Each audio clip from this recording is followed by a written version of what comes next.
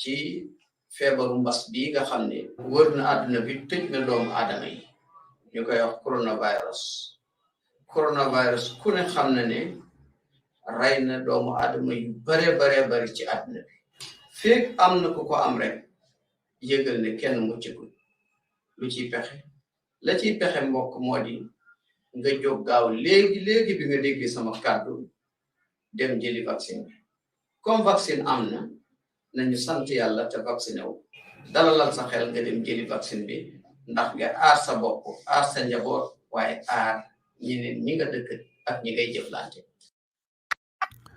Assalamu alaikum wa rahmatullahi wa barakatuhu. Komen aliyalo nyamen doru ka fanyela ko Sheikh Yakuba Khalifa Haidar mbesiring Atlanta jang na komen nga fane diyambe ko nyamen vaccination nyinte nga tale alhamdulillah nakafunyo jama beje me alon ko alimamo le mu fanan be atale oto kammala ni ite ya taylaftira mantole ila umma kayrola tumando ba ta itandila ko ntele bi ngata de mankole ya kushoto je oto nyimu wasiyoti momo yedan kene ala la drong ya ta katun ala ko idha azamu fatawakkal ala Allah ko kuba kaletu ko ala la drong nyimu sababu la tudo menka mo jara bari ngabula sababu no madron tumando ala la mako yoro kan ala be mako yelale Wow. Okay. I don't like that. What if you did what we have been doing?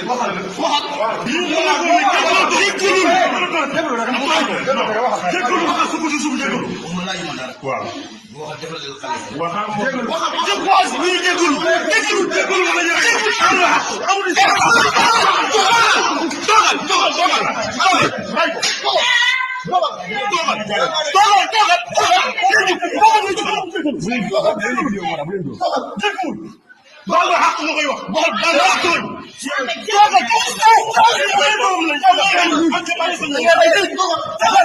Boba yung dole. Boba yung dole.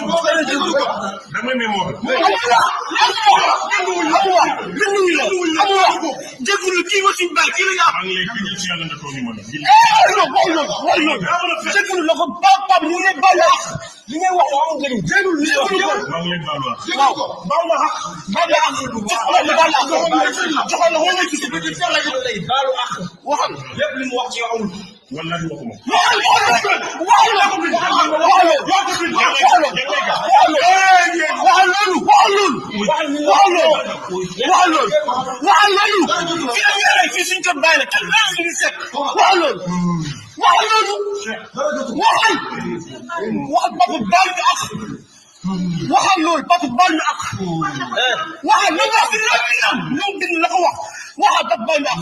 Dana delu ci le fi rek la bay dal dal la degul ñu lay sam suñu bay ko degul waxal bu la rey do mu di fen waxal defal li la defal ñu lay na ci legi jegul ci rek sa ñu bel ba jegul defal li la defal may la ndox may la dara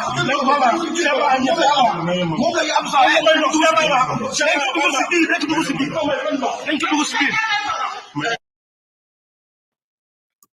Wow. Okay. I don't like that. What if you did what we have been doing? Wow. Okay. I don't like that. What if you did what we have been doing?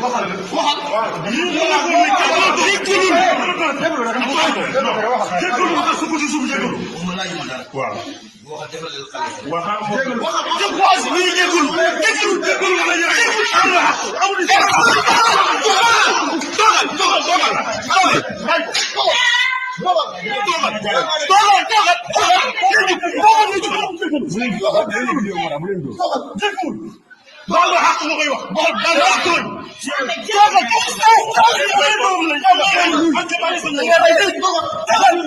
Boba yung dole. Boba yung dole. Dama may mo. Jekulu ki mo simba kilo ya. Ang lekki ci yalla na ko ni man. Jekulu lako papa ni ne bala. Li ngay wax am ngeen jekulu ni wax. Mang leen bala. Bala hak. Bala hak. Joxal joxal wala ci ci la lay balu ak waxal lepp li mu wax ci yow amul wallahi waxuma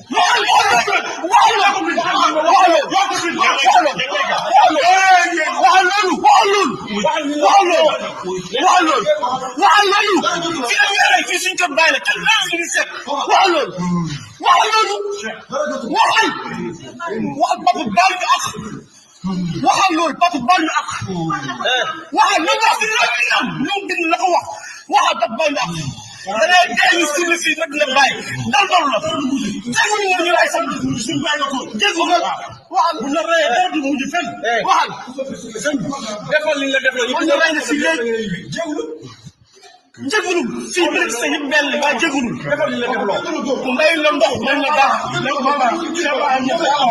moom la am sa may ndox may wax dañ ko dugg si biir dañ ko dugg si biir dañ ko dugg si biir dinaa ko indiwaat one more time. I will bring it back one more time for us to watch and see.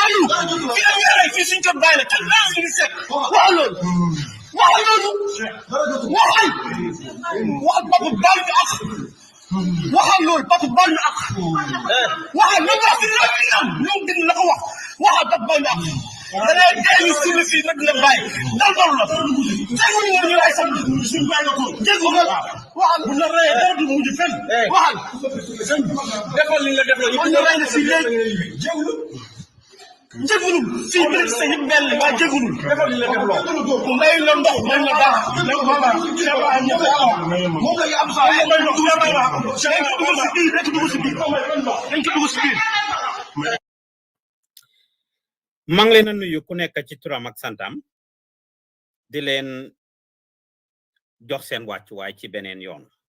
I think it was on New Year's Day or thereabout si laa gëj dem live or do any program or show just because of how busy we are.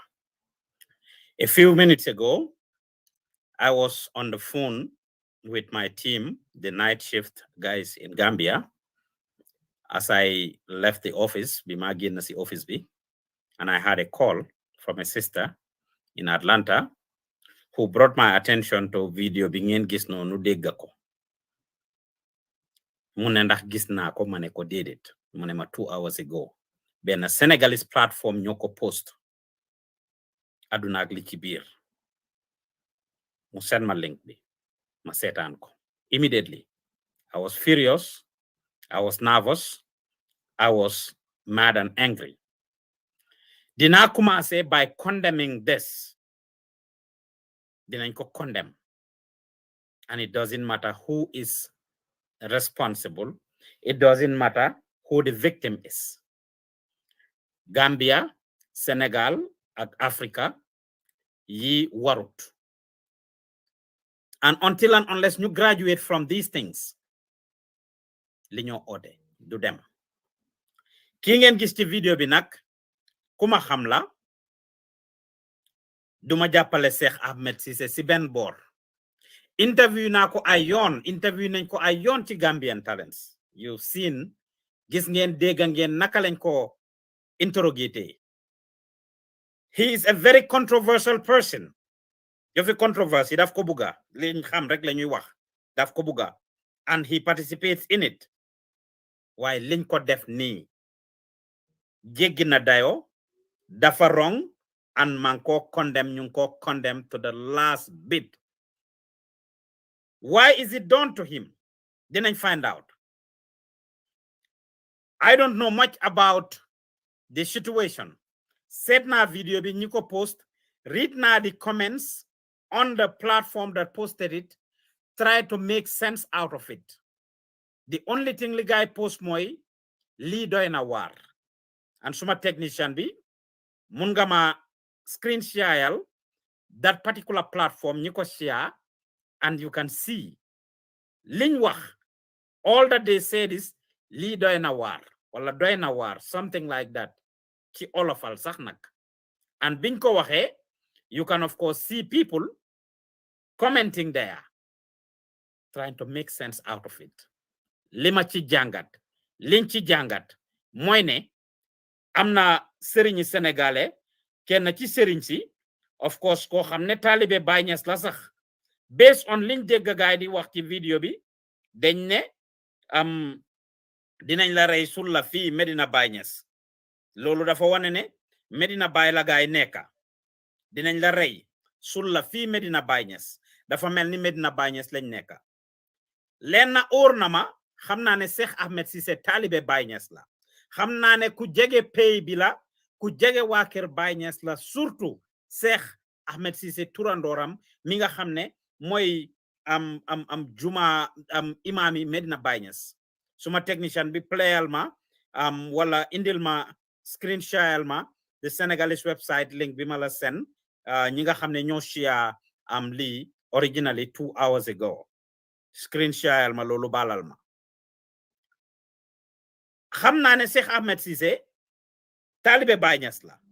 In fact, suma first interaction ak moom, he was organizing something called Senegalo-Gambian conference is what he was organizing. Senegalo-Gambia conference, which of course mu ngi doon indi Sénégalais yi ak Gambians yi ay pastors ak jullit different people pour gaay def a conference. That's what he was doing at the time. Of course gis ngeen gaay liñ binda doy na waar is all that they wrote. Doy na waar aduna ak li ci biir gis ngeen li gaay binda doy na waar. That's all they wrote. And if you look on here, if you look on the side, you will see how much they keep bringing naka di ngeen gis comments yi. Everyone on there seem to be condemning it. Pour jox leen taarix rek ci moom Sheikh Ahmed Ceesay ni ma ko waxee, he is taalibe Baye Niass la. So my first interaction ak moom a few years ago was when he tried to bring in religious leaders from Senegal, from Gambia, and ñim indi woon ñooñu bokkoon nañ ci muy waa pays bi di Medina Baye Niass pour ñu ñëw pour ñu def a big conference in Gambia between Muslims yi ak Christians yi. It was a big event he did, I think was at Pinchami Hall or at Kairaba Beach Hotel back then. Since then, I have interacted with him and interviewed him on numerous occasions. The same Sheikh Ahmed Ceesay, of course, is known to say nyari jabaram, nyeti jabaram, those things were a controversy. Say that went to court earlier, we all heard about these things, and I've interrogated him on all of these things. Politics, he joined it. In fact, the Fatah on candidacy, he was contesting as a presidential candidate for Gambia. The next minute, we see him endorse President-elect Adama Barrow. Muboka ci Kampi Barrow. This is what Sheikh Ahmed Ceesay was doing at the time. Kude dem Senegal la di yëngatu ci yëfi jaay, and he is claiming to have this thing called Andala Buri, which he claims is a medicine that helps men to strengthen sen capacity.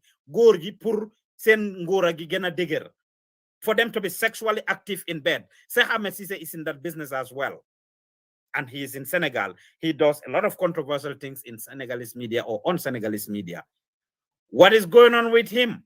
I don't know. I have tried to engage him. As soon as I receive the video, we have a responsibility to follow our due diligence.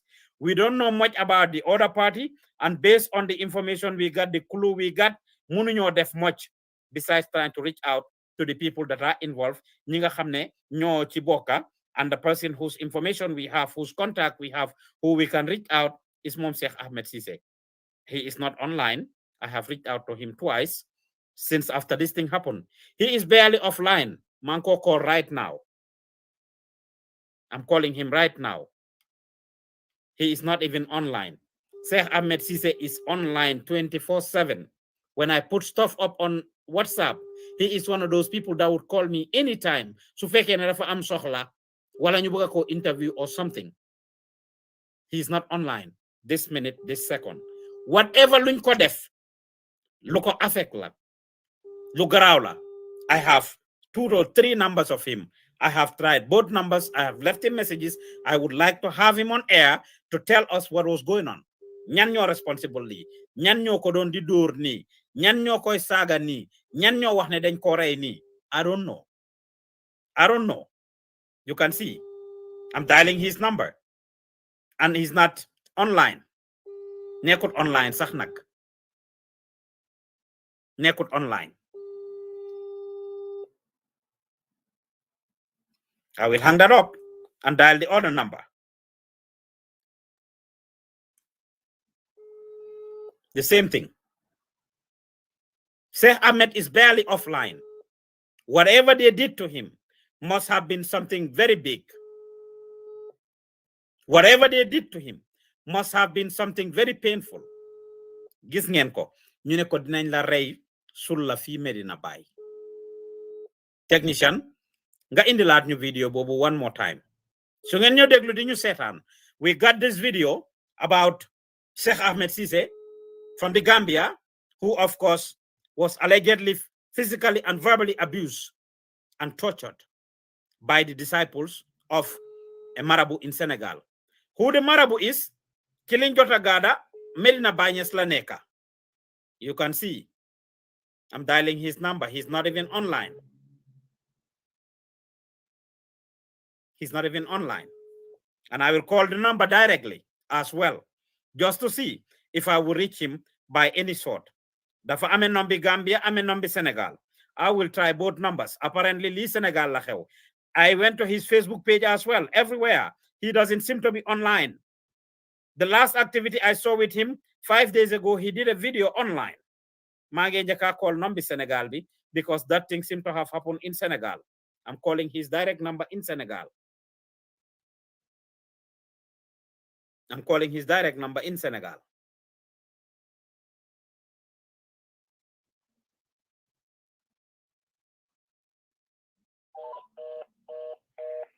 You hear a busy tone.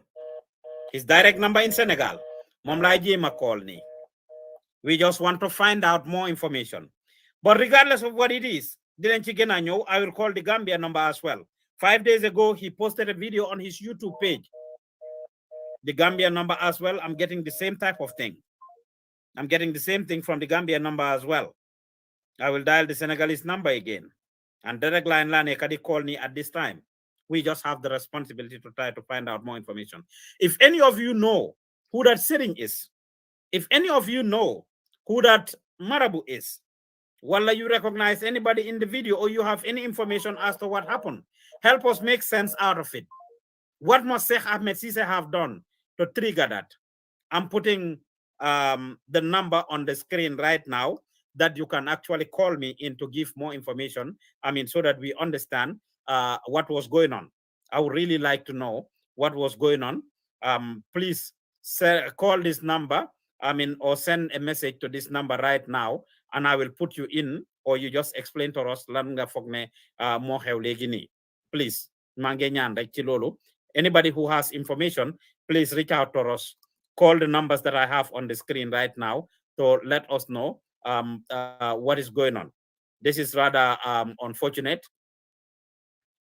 Just give me a second here. Technician, play my video bobu again, please. Let people see it so that I can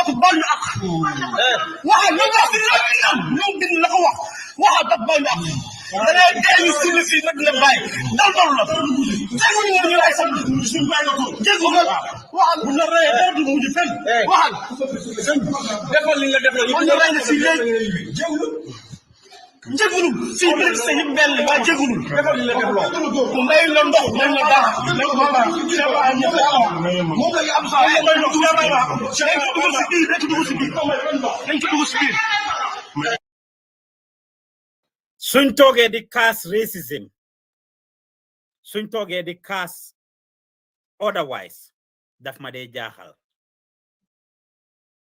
In life we need to be very careful with what we say and do. Now this type of things is rather unfortunate. It is happening in the 21st century, in the first month of 2022. Now, I have tried to reach Sheikh Ahmed Ceesay. I cannot get hold of him. As I said, mu ngi noon ma binda si screen bi. You can please text or call that number and I'll put you through if you have any idea who these people are. But now getting into the conversation proper, I am challenging the government of President Adama Barrow to act and act swiftly, to take matters up, because a citizen of the Gambia is affected. And it doesn't matter kan la nak ak fan la boromam nekka. Yi su xewé nguur gi ñoo wara jël a leading role to act on it, to do something on it. Ñom ñoo video li and they are taking pride in it. It's a shame. Li dafa ruslu, li gatcha la. Suñu claim Gambia ak Senegal benn bopp la kenn mënu ko xar ñaar. Now if Sheikh Ahmed Ceesay have, and I would not, again, I am not sure, gisumako, and I keep repeating it, gisumako, and I'm not sure what he must have done. I know Sheikh is a very controversial person. And anything that is trending, he wants to respond to it. In fact, when our guys went to Senegal, when Kukande was doing his thing, Sheikh Ahmed Ceesay was interviewed by Mohamed Mbaye Garmi.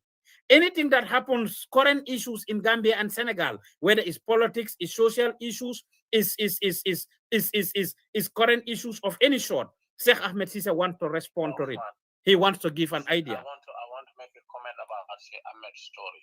Okay, go ahead. Yeah, but I know what they did to him. It was inhuman, and then it was not right. Okay. Our citizens should not be treated in this way. But at the same time, we have to address that Mr. Ceesay. Mr. Ceesay had he go out of boundaries all the time. He put his mouth into affairs that he should not make comment, or we all know how the man he has a big mouth. He put himself into troubles all the time. So, but if you are in other people's countries, something that you can do it in your own backyard, you cannot do it in someone's country. Okay, so he committed crime in Senegal. They treat him like this. It has nothing to do with Mr. President. After all, he was the one who was supporting Mr. President. So, do you know the crime? You are saying he committed a crime in Senegal. Do you know the crime he's committed? In Senegal, Yes, in Senegal, you cannot insult their marabouts. We know that. It's different from Gambia. Gambia, you can insult our marabouts, you can say anything you want, but in Senegal, it's quite different. He made a comment about the marabout, and then they took him red-handed to the marabout's house. They want him to say everything that he talk about. But so in your case, beating him up, is okay? No, it was not okay. Okay. But I'm trying to tell you, he should not commit a crime. In Senegal, this is a big crime. In Gambia, this is nothing. And then after all, they should not be. Well, if you say a crime would be something that is illegal in front of the law. He was the one who endorsed this government, and then the government, a proper sitting government, will act and then say they did this to our citizens, and then we did not agree to it. They will file a case. But which government is going to do that? President Barrow government is not going to act anything. We don't have that kind of government that will act. That will anyway. For example, I am UK. I am British citizen. If something happened to me in Ireland, my government will act, even though I don't born here. They will act on my behalf, and then they will find out who did this crime to me. But it's not my place to censor anyone, and I would indeed not. But in certain instances, I would really want us to take things and look at things outside of the box and think of things outside of politics.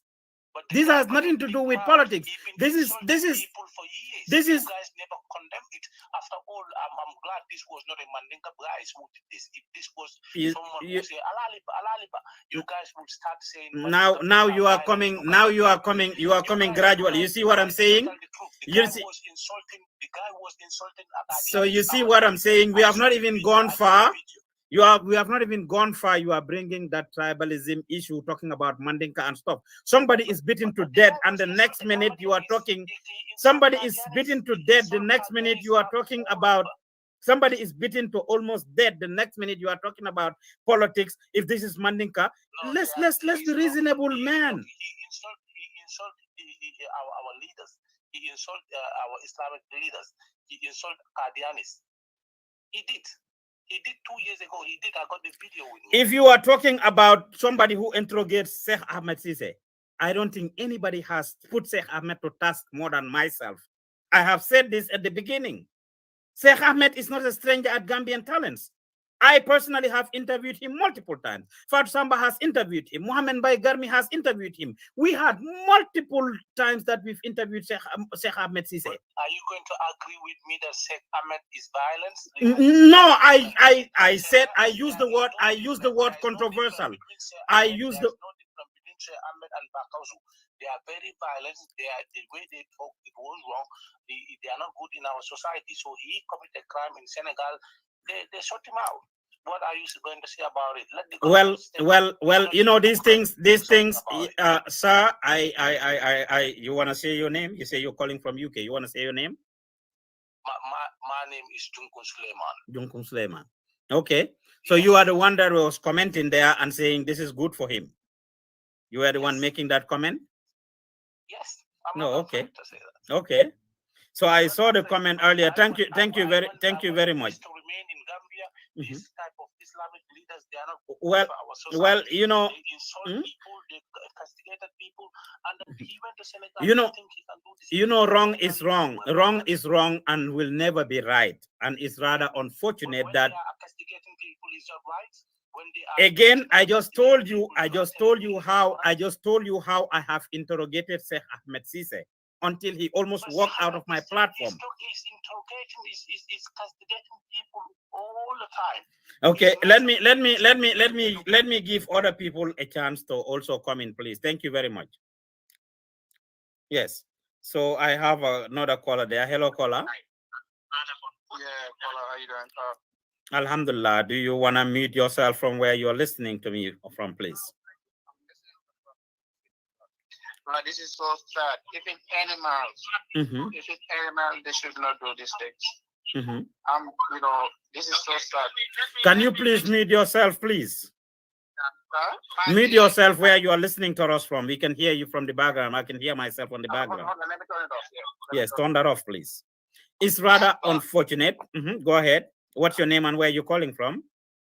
My name is Jarga. I'm calling from New York City. From New York City. Okay, Jarga. What do you have to contribute? What do you want to contribute? What I'm contributing is whatever he has done, but it's not right to treat him this kind of way. You know, I'm sorry to say it, but this is not good at all. I'm sorry. I'm calling back later. Thank you. You know, until we get to that level where we see wrong as wrong and right as right, we will never go far. Again, when I started this video, I have said it, that I don't know what Sheikh Ahmed Ceesay has done, but whether it's Sheikh Ahmed Ceesay or anybody else, nobody deserves this thing. Nobody. It doesn't matter who it is. And at some point, it's just it should just be right that we focus and we do things and we condemn what is wrong and celebrate what is right. Again, I would have loved to bring Sheikh Ahmed on the line, and eventually I will. Hello, caller. Yeah, hello. Yes. What's your name and where are you calling from? My name is Jamo. Jamo, okay. Jamo, what and where are you calling? Calling from Wisconsin. Wisconsin, okay, Mr. Jamo. Yeah, I'm actually whatever happened, it is not right. I'm listening. Yes, so whatever he has done, I don't know what he has done, but this is not right.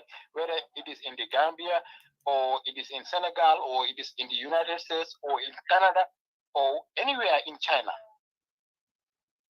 It is like they have taken the law into their own hands, treating a Gambian citizen. This is very bad. You understand what I mean? Mm-hmm. Like, we are watching our own Gambian citizens being beaten by Senegalese in Senegal. This is just like anybody who watches it, like you be crying, you feel like crying. Like that caller from the UK, I don't know whoever he is, he's just trying to bring about politics or tribe. This doesn't have anything to do with I'm telling you, it's very shocking. It's his opinion, and we will give him a platform. We will give him a platform, but this, yeah, it's rather unfortunate. Like the angle that he was going, but anyway, it's his opinion at the end of the day, and I would not censor anybody who has an opinion about any issue. That's us. As long as it's respectful, we will give everybody the opportunity. I know. In fact, it's not like a Mandinka or a Jola or a Fuller beat up an Olaf. You can hear this wall of people talking to him. That's Wolof beating Olaf or talking to a Wolof. Exactly, a Wolof beating a Wolof. And they're all talking in Wolof. But anyway, thank you very much. Let me take other callers. I just want to make sense out of this. Thank you. Hello, caller. Hello. Hello, Paus. Yes. Nakanga tuda for a call. Inimbara ito dungani ka call kemintole. Lamin kante Germany. Lamin ye mune soto ila vitamin jansala nying program moto. Ye kulo nying kuoto le bang. What do you want to say about this issue? It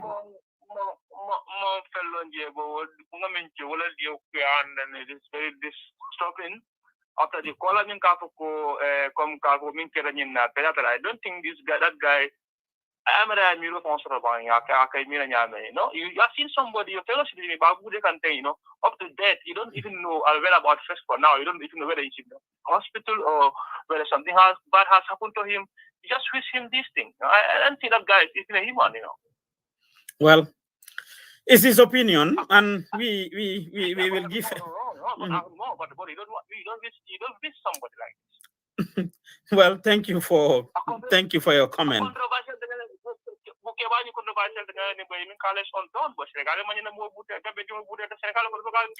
Thank you very much. Thank you very much. Let me take the other caller, please. Yeah, I'm trying to get information on from anyone who knows. I'm really interested to get information. Hello, caller. Hello. Yes, hello. Hello. Wow. Nakanga tuda. Alaikum salam. Nakanga tuda for call. Mariam la tudo Mariam. Uh-huh. My wote en tant que Sénégalais la. En tant que Sénégalais. Jërëjëf. For call ni for wote. Maa ngi wote Indiana. Indiana, America fi. Okay. ok lu ma bëgg si wax rek mooy que lii ñu def nii du yoon man dama ruus sax bu ma ko gisee dama ruus parce que lii du problème mu Sénégal kese du problème mu Sénégal kese wala muy Gambie lii da dul yoon first of all daf sax human being du ak tey waree foof mu def ak lu mu mën ci wax nit ki duñu yàlla duñu yonent amuñu pour di jooj like this yàlla sax du fa yoon nii dañ ko wax nag te dee gis nga lii this is too much et du amee kese la mën a happen ci àdduna happen na ay sénégalais yu bëree bëri because dañoo wax fii ci diine wala dañoo am lu ñu wax bay faal yi wala waree ba wala ku mu mën ci doon nga dóor wala nga maltraite no this is not right so man lu ma wax nag mooy it's about time nit ñi jóg sénégalais yi si boppam ñu conscient ne sëriñ yi duñu yàlla duñu yonent man julit laa sénégalais laa amuñu benn right ñuy traite doomu aadama nii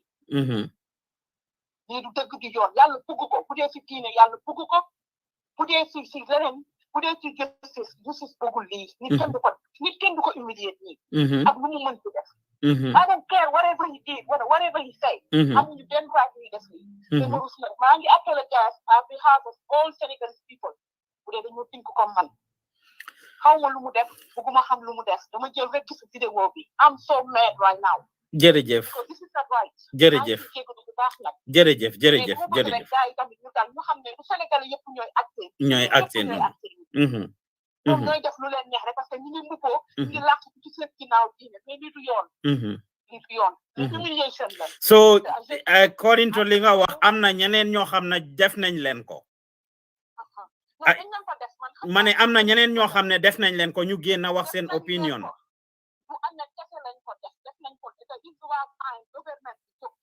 Sénégal ci boppam ñoo war a jóg nit ñi dañu am right pour wax mën nga wax lu la neex Amérique da ngay wax lu la neex Sénégal da ngay wax lu la neex ci dem Muhammad sallallahu alayhi wa sallam dañoo wax muy jéggale lan mooy problème bi waaye bu nit waxee wala nga am sa opinion rek ñu dóor la wala am na kuñ sa dóor ba ñu rey ko ñaata sénégalais la ñu rey ci ay no sense this is not right nañ na ci gouvernement bi wax na ci ñëpp wax lii raytul lu am rek lañ ko def man xam naa lu ngay wax te ñu maa déglu bu dee ay sénégalais xam nañ bu baax lu maa wax jërëjëf sister wala nga joxe sa opinion ci religion rek ñu dal sa kaw wala ñu maltraite la wala ñu ne ñoom ñooy def justice ñoom ñooy tam bay def justice jërëjëf sister jërëjëf thank you very much dinañ jël yeneen kolas yi balaa loolu rek su ngeen ñoo toppa di ñu déglu technicien nga indilaat ma vidéo boobu rek Gambian brother Sheikh Ahmed Ceesay moom la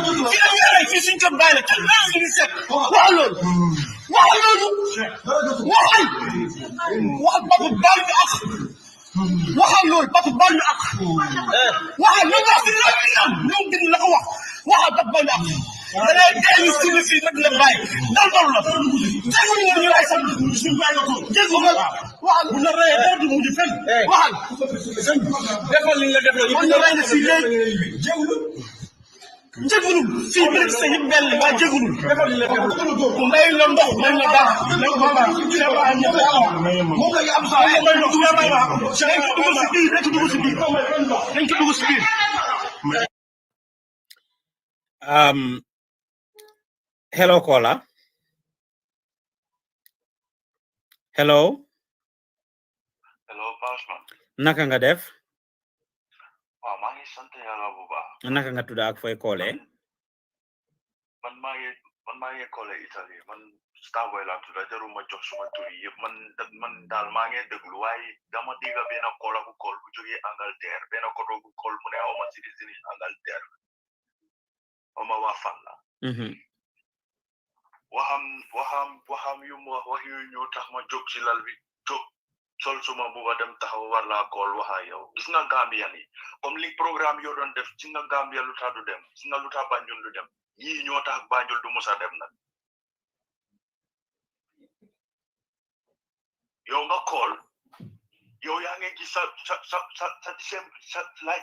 sa waa réew ñu ngi koo dóor yi métti di ko naan ne la fi réew ñu suul la fi yow nga kool nga naan ne su nekkee soose la su nekkee lii la Passeman man soose la si ndey ak baay ko man bu ma gisee ki man oustaz bi xam naa ne Gambia la nekk xam naa ne dafa bokk si ay wax yu bëri loolu mun na faa dem waaye loolu tegal ma ko fe naka ngay gisee sa moromi doomi réew mu nekk si beneen réew ñu ngi koo dóor yi métti yi nii te ñu ko dóor xam nga ne ñooñu olof lañ comme ni kii naka la turaati seex si boppam yow ngay jóg nga naan ne su nekkee soose la su nekkee lele la wala si président Barrow la far wala si lele la far Osman man suma réew dama dee over disappoint Gambia boy billahi wala Gambia si den ma dee over disappoint koto yu mel ni dinaa ne moom citizen yi Angleterre loolu xanaa yow rek a nekk Europe yow rek a am passeport yi Europe thank you passeport yi Europe dafa tax nga nekk si ñooñu seen système bi ba ngay génnee sa doomi réew yi di naan ne nafa gaay reyante wala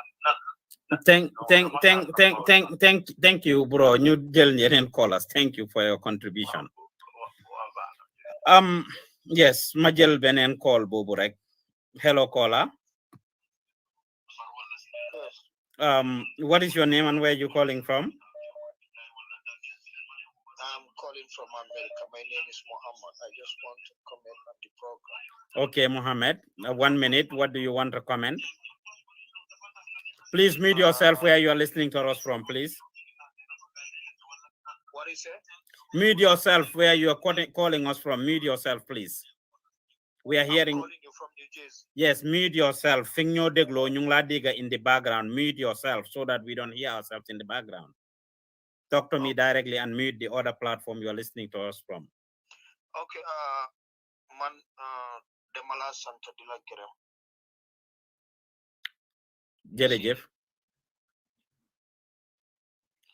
Dama buga comment si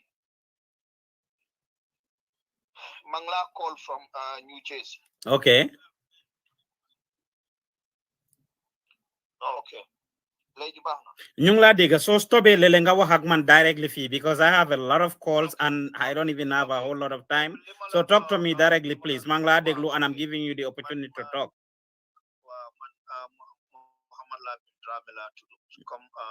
Mangla Santa Dila Kerem Sisa. Some all of the setup non why then I try Sisa Yengu. Munga wasi all of so say English, whichever language you are comfortable in. Okay, Beja ila K10 2.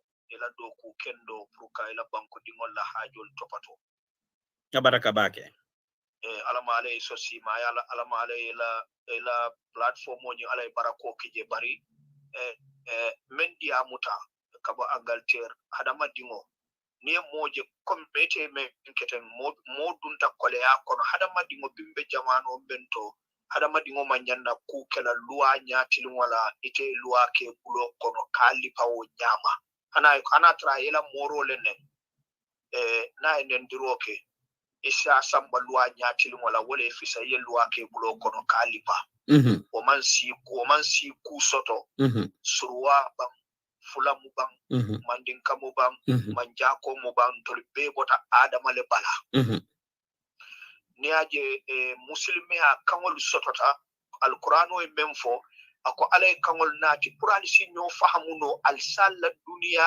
kulu tamandino bari mem fisayata al kono al bet wala meya ala nyasi lan soto ala ma foko mandin kole fisayata surwale fisayata on tebe bala fa soto la pa usmane ne na problème soto ko sinta musurwale pa usmane musurwati tebe bala fa soto la pa usmane mandin kole mu ne mandi ni ya tonye ba fa sala mandin kayala wo manke hadamadiya ta manke dinoti abaraka bake kila sallallahu alaihi wasallam kabrin abadi ngo bota kuresh kabrin nata ya kila tonye kafirol me abadi ndo nata ya fasa kila kaiko ko ikam fasa nyina kamma ko ni bota kabila kilinne bota si kilinne bam waranto ibem fasa la ko nteni alale kamma ba kai ko ni kam fasa ala kamma da kai no accept la kai bar ni kam fasa nyina la ko ni bota si kilinne ko misal fen safo ni kam fasa nyin kam ma ko dem mandin kolti o fulo la muti akai ko mu jahiliya ta man sirole ta ko mandi wala abaraka bake kola abaraka that's very useful information nga kola Jamal lesro and I need to be able to talk to others Gambia pa Usmane Gambia ni mo kilim kumbota bele nyata kumbota that's right dunia bele fam thank you very much all right abaraka bake ngeen balal ñu rek kola ci su ngeen kolé ngeen gatal please especially if you have something related to what Sheikh Ahmed Ceesay did man lolu la gëna amal solo sax actually what Sheikh Ahmed Ceesay did what happened like background story of whatever, that's what I am mostly interested in. However, I will be glad to take anybody's call to share their opinion, but we cannot have anybody to give a long a statement just because ni buga duga dañ xawa bari rek. I mean, ñi nga xamne ñu don call ñeneen ñi ñoo nekkon ci line bi mota jëluma, you can call back again. But it is about time ñun us as human beings we open our eyes and be wise and stop some of these things and condemn what is wrong because it is wrong and hail and praise what is right because it is right.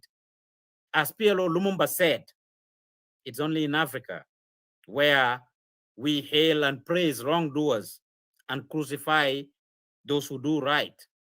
Ñi def right dañ dé nekk di leen crucify dañ dé nekk di leen xeex dañ dé nekk di leen ŋàñña di leen jël di leen bon loo ñi nga xam ne nag ñooy def lu bon ñu leen a tàccul. Those of you that are commenting, you have your right, and it's your right to say you are entitled to your opinions. However, though, we should be reasonable enough to look at things. This is not the time to bring in politics into this. This is nothing related to politics. Everybody has done their part when it came to the politics. We are 1 month and a week out of the political situation. It was between Barrow and UDP, and the IEC had declared Barrow winner. UDP are following all the rights that they have, that the law has given them. They are doing everything possible. And yes, they are entitled to that right. It should be respected. And it is respected. The courts are hearing them. Now, if Sheikh Ahmed Ceesay, whether he endorsed Barrow or anything he did, people coming here and saying, you didn't do this, you didn't do that. Go back and check the day that they went at some of you that are commenting that when they attacked Hussein Udaba's house, we did this thing. I was one of the first people who condemned it. What is wrong is wrong. 4 of my reporters were beaten up at that place at Hussein Udaba's house. My company, my laptop was missing there and camera. They stepped on it. Until this minute, we haven't seen the laptop. The UDP executive through Amadou Scatter Janet told us that they found it. But we are even trying to turn this politics. It's not a political thing. And it shouldn't be taken that way. But we should look at it. Hello, caller. Hello, assalamualaikum, Paus Sima. Sima, naka nga def? Mang ferek Paus li daw na yaram te mang lay nuyu njëkka di nuyu ñu ñoo seetaan di masawu itam di dal suñ mbokka parce que julli tay mbokka pour dara sa doomi Adama la pour bu ci jógee itam doomi Gambia la te duma la senal xëy na maa ngi doon nelaw sax lu bari xawuma ko déglu waaye bi ma gisee last video ñu ko tooco di ko dóor di ko baaluloo aha di nga gis ne mu ngi si biir waxam mu ngi wax ne deful dara waxuma ko waroon nañ ko may chance ñu déglu ko ba pare bu fekkoon dafa def dara I think ne dañ ko war a hand over authority moo gën ñu ko tooco di ko dóor di ko toroxal te doomi Adama la doomi Gambian la dem de Gambia ak Senegal la ñu ne benn bopp la kenn mënu ko xal ñaar waaye nit war naa mën a dem Senegal nekk fa comfortable bu fekkee tam mbiri sëriñ la sëriñ doomi Adama la comme ñëpp bu fekkee nit tooñ na sa sëriñ wala tooñ na sa kilifa dëkk bi dafa am loi Paus dëkk bi dafa am loi te métit lu laan nag ñi nga xam ne ñu ngi wax waxi politique lii politique bi jeex na Gambia moo des mu ki war a wiin la lii have nothing to do with politique te yow wax dëgg neex na yàlla gàcce nga lam sa media bi moom dafa taxawal pour ñëpp dañ ko waxte dee mu tax ñëpp la taxawal bu seenu daa bu xewle da nga taxaw keneen xewle nga taxaw keneen xewle nga taxaw kon nañ seet ne suñ doomi Gambia moo nekk si xat-xat te lu ñu métitlu la lu ñu naxarlu la loo xam ne ñu ngi ko masawu nag waaw ñu ngi ko masawu trop ba pare nag autorité yi nañ si taxaw parce que lii normalut maa ngi jégalu pa aussi parce que jërëjëf ma play these other videos that I got. I'm trying to make sense out of this because I just got it. I got some other videos that have been sent to me. So do my def that I'll play these other videos and we see where we are. Thank you very much. Kolasi, I know we are entitled to our opinions and you want to give your opinions, but I just want to make sense out of this. So let me play this video and we take it off from there. Alhamdulillahi rabbil alamin wa salatu wa salam ala rasulillah. May sant Yàlla bu baax a baax man Sheikh Ahmed Ceesay may def kàddu yi le di ko baaxee askan wi ndax mbokk bi ak deret bi ba ci ñu dul soppe waaye am yëg-yëg ci doomu aadama dañu am naxar bi mooy gis li xew li am nag mooy Medina Baye laa ñëw ànd ak kilifa di ko yóbbu ci suma sëriñ muy imam Cheikh ma ñëw ba bunti kër imam Cheikh ku tudd Abdou Salam dogale ma di ma laaj ma koy toll li tax sax may wax ak moom mooy moom Abdou Salam imam am na programme ubbite juma mu ñëw Gàmbi amul fu mu nekk moom ak yaayam te xaw ma ko keroog laa ko njëkk a gis ci àddina ma yëkkati suma xaalis jëlal ko hôtel moo yaayam bañ dem fu ma fekk gërëm ma te boobu xaw ma yaayam waaye cofeel bu ma am ci doomu aadama ak imam Cheikh ma gis mu jógee ba Kaolack pay gu sell bi amul fu mu fanaan ma fayal teranga boobu tax na bi muy wax ak man ma di ko tontu moom mu ngi taxaw suma càmmoñ suma ndeyjoor frère am bu tudd imam mu ngi suma ginnaaw am na ku nekk suma kanam am na ku nekk suma ginnaaw ñoom ñeent fiñ may laajee may tontu ñu dóor ma ci ngaam dóoraat ma daanu xaw ma lu ko ñu jël seen tànk di ko dëgg suma xol bi di ma dóor xaw ma fu ma nekk ñu watat ma dugal ma ci oto yóbbu ma dugal ma ci beneen pantere indi fii dóor ma ba dagg suma nopp dóor ma ba toj suma bët dóor ma ba damm suma baaraam dóor ma dóori métti indi ma ci seen kanami baay ne naa tuub ma ne ko xanaa bala nga tuub am loo def maa ngi lay gëñal ci yàlla ne defuma la dara seen baay ne defal li xale yi wax jéggalu pour man nag nit ku am cër ci yàlla nit ku am mérite ñu lay ziar duñ toroxal doomu adama sa kanam mukk nga nangu ko rawatina say doom di dóor sa doomi nawle sa kanam li ma jàppoon nag mooy ne su jàmburi joxe orma Medina Baye ñi fa dëkk dineen jox orma Medina Baye wala ormal imam Cheikh ba bunti këram kenn ci njabootam di taalibe bu la reyaloon sa taaw sa nga rus imam rus barab bi wala nga am noo ko doxalee waaye noonu leen ko defee jëf jooju nag wane na lu bari amma Salam ak i doomi baayam liñ def ci seen kanamu baay dina doon garaaw bu fekkee ne xaw ma suma bopp xaw ma may kan dina doon garaaw bu fekkee ne aw ma mbokk ci réew mi dina doon garaaw bu dee aw ma kilifa dina doon garaaw bu dee aw ma mën-mën ak pexe ci la doon garaaw waaye Birane Cissé mooy suma maam Andala Buri mooy suma maam li xew nag am na maa ngi masaw sumay soppe te man xaw ma seen baay ndax Medina Baye gii ñu nekk ku dut imam Cheikh man awma ci yow soxla damay masla ak yow ngir mbokk gi mbokk damay rafetal ak yow ngir jëflante ndax kat àdduna lu mu yaatu yaatu ñëpp nga war a bëgg waaye kenn bu la doyee di nga jëriñu te imam moomu doy su doon dubbunti këram dinaa mën a protéger suma bopp waaye biir kër imam nga ñëw mën a def loolu gani imam loolu ñaaw ñi nga xam ne nag ñoo joxe xaalis ak ñoo ko def xam nañ ne sabab bi tax xam nañ ne réew mi am na loi lépp lu ci war dinañ ko def mais damay wax ne jikko seetu laa yoon ku taxaw suma kanam gis ma ku ree ma ree ku ma dóor ma dagg la wax nag duma ko ci boole mais dinaa wax ne ñii def lii bu leen jigéen na ci keneen topp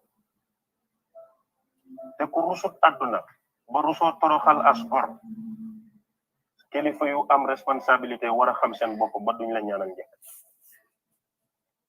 man nag tooñuma leen xawma seen baay waxuma ci seen baay moo toog ci public bi waat ci yàlla ne bu fekkee ne Pape Demba bi tey nekkul conseil départemental mon Njaay Rahma nekkul moom Baye Alaaji Mor Seen bu juru ko mu ngi koy waat vidéo bi tasaaroo ba estati ko ne waat ne nee na dina jox Pape Demba bi tey département bi dina jox mairie bi mon Njaay Rahma te waat na ko nag le 23 yàggatul neen xool incha allah lii de la duma ne duma tëkku kenn ndax kii tëkku nit ak kiñ tëkku mu tit xaw ma ko ci gën a yab yàlla duma ne dinaa mënuma dara ci ndoxam man yow la soqe ko medd lay doon waaye xam naa ne dereti buur a nekk ci man suma ma musta daw xam naa ne xam naa suma bopp xam naa ne lii la Cheikh Oumar Touré waxoon talibé tabarakalla ku la njëkk a songu yëkkatil ba ci kaw daaneel buñ la dooree benn yoon mu jàll ku ne fa lay doon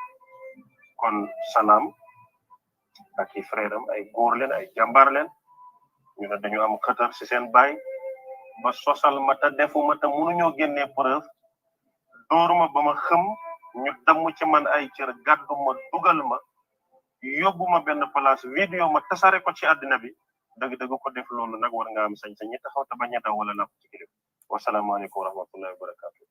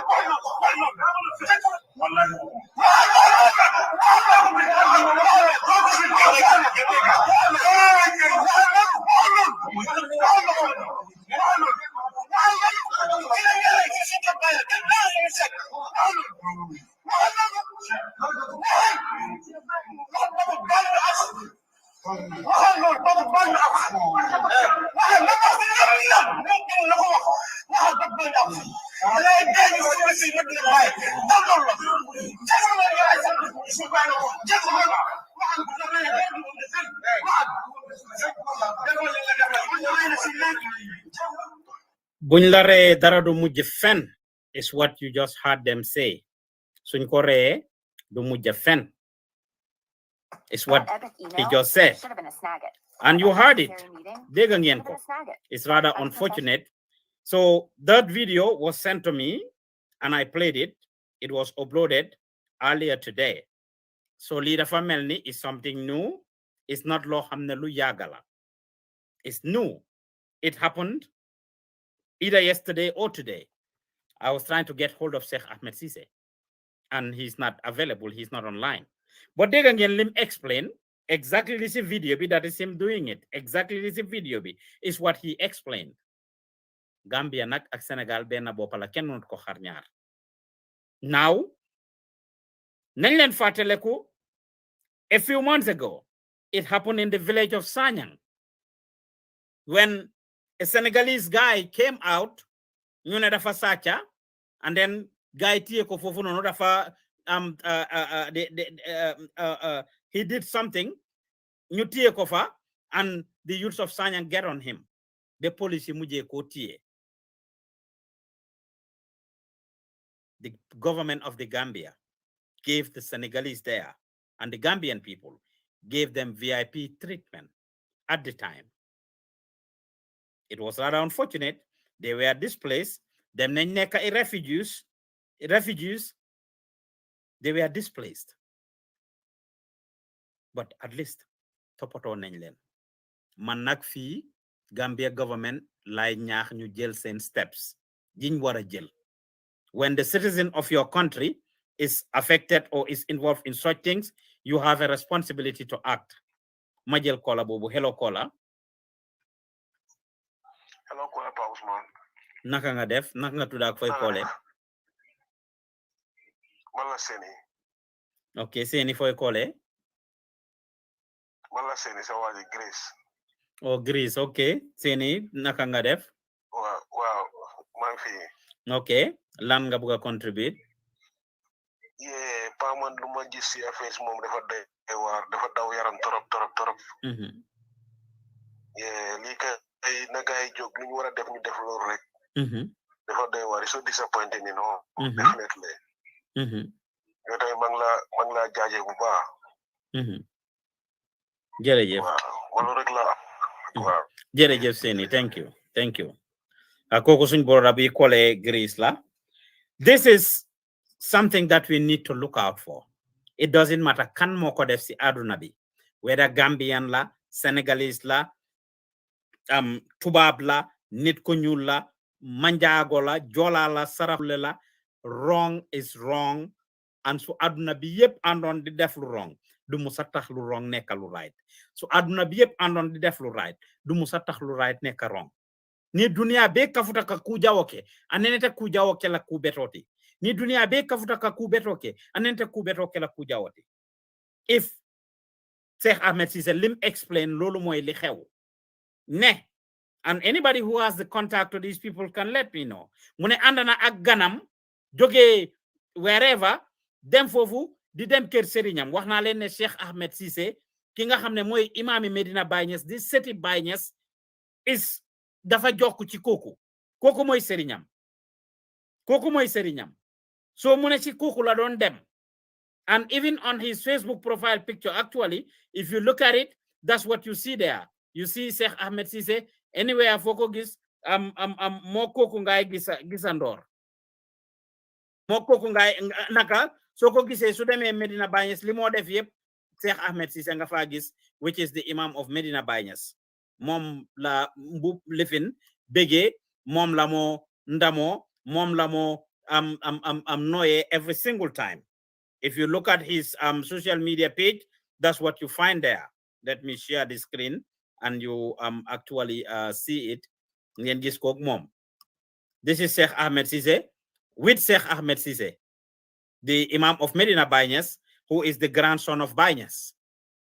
This is Sheikh Ahmed Ceesay Mindondour in the blue, and this is Sheikh Tidiane Ceesay mom mi nga xamne moy imam bi fofu nono di rakki Sheikh Hassan Ceesay. Ki la wax ne mom la doon dem visiter fofu ci Senegal. Mom la wax ne mom la doon dem visiter ci Kaolack rada, only for this guy to meet him. Ñu ko saga.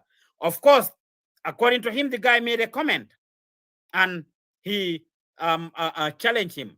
Ne ya wax ne di nga def nangam de, make sure you fulfill your promise. According to him, you said this, make sure you fulfill your promise. And he explained how he had helped the guy back in Gambia. How ma won ne sax mom help na koko, but dega ngeen mu ne Sheikh Ahmed Ceesay dafa ñewon Sheikh Ahmed Ceesay dafa ñewon fofu nono pour def conference Banjul, waji and ak yaayam ñew fofu amut fum deka, mom mo len lojon.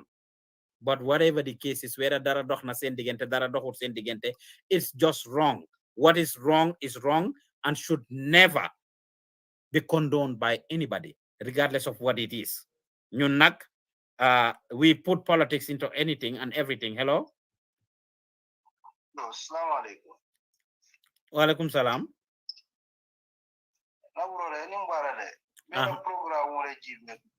Okay, ito dung anika call ke mintole. France, okay. Mr. Toure. Ita la vita muna njan sala programo to. Ante sometimes in a program of role, so I interesting or for sort of you can feel. Yes, can feel Yeah, so we are in after more understand why bring out the video replay. So no commenting more, but more understand more of our problem. We can Gambia conformity. I get a Senegal Medina Bayes. Okay, so I get a man a Gambian one. Gambian no Sheikh Ahmed Ceesay. Yeah. I see. Yeah, because of yeah. Right. Mm-hmm.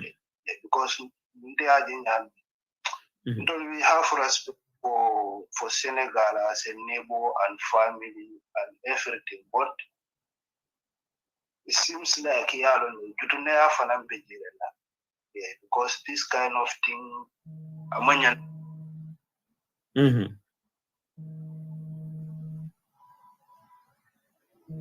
dafa mel ni kola boobu am na beneen call bu ko lifin. Hello kola. Hello Paulus. Waaleykum salaam. Jaama rek naka nga tudd ak fooy koolee. Gripa maa ngi koolee Canada. Canada, okay.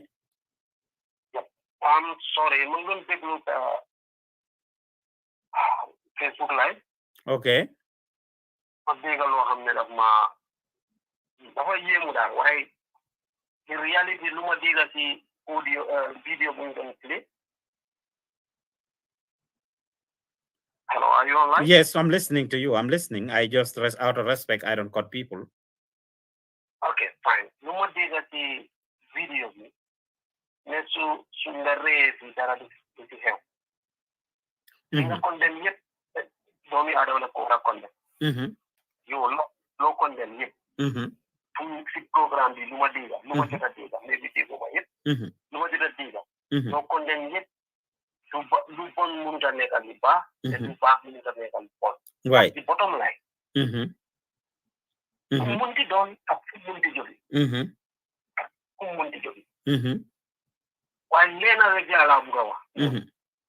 dëgg la luñ ko wax dëgg la buñ ko reyoon foofu dara du ci génn man loolu gëm naa ko. yaa man gëm naa loolu. mais bi mbokkaane mun ci dara waaye pour ñun Gambien pour ñoo ñoom man koo nekk benn pour génne dara foofu. mun a nekk. ndegem ñun ci réew ci boppam. la Sénégalais di rey nit. dara du ci génn. suñ ko reyee biir Sénégal man mënuma gis fan la dara du ci génn. ina réel. dama ko mënut a gis. xaw ma ndax man maa rong. ko doomi aadama laa mun naa rong lu ma suma analyse. mun naa ko analyse in wrong way. waaye si man suma gis ndegem suñu réew la Sénégalais di ñëw rey ñu fa dara du fa xew. su Gambien demee Sénégal ñu rey ko Sénégal. te ñu ko baakoole dara du ci génn. yow naka laa ko mel ne dara dina fi mën a génn. ñun ñoo war a xam suñu bopp léegi. Thank you very much. ñun ñoo war a xam suñu bopp. Thank you very much. ñan lañ war a jëflanteel. te xam naka la ñuy tegee suñu tànk. respect suñu bopp. ñoo ko war a def. Ousmane su ma la nee dama bokkaa yoon ndey ak baay. man Idrissa bés bu nekk ma faxatal. war ngaa xool fi ngaa taxaw. su boobaa bu ma la faxatalee boo daan. jërëjëf. waaw jërëjëf Kola thank you very much. waxuma nga bañ ma waaye yow war ngaa xool fi ngaa teg sa tànk. right. waaw. thank you very much ne ko thank you very much jërëjëf. If you are just joining me, this is a special program I am doing. A Gambian brother, Sheikh Ahmed Ceesay, who is crisscrossing between Gambia and Senegal. In fact, he has two wives. Nyari jabaram yep Senegalese lañ. Nyari jabaram yep Senegalese lañ. He was originally married to a Gambian.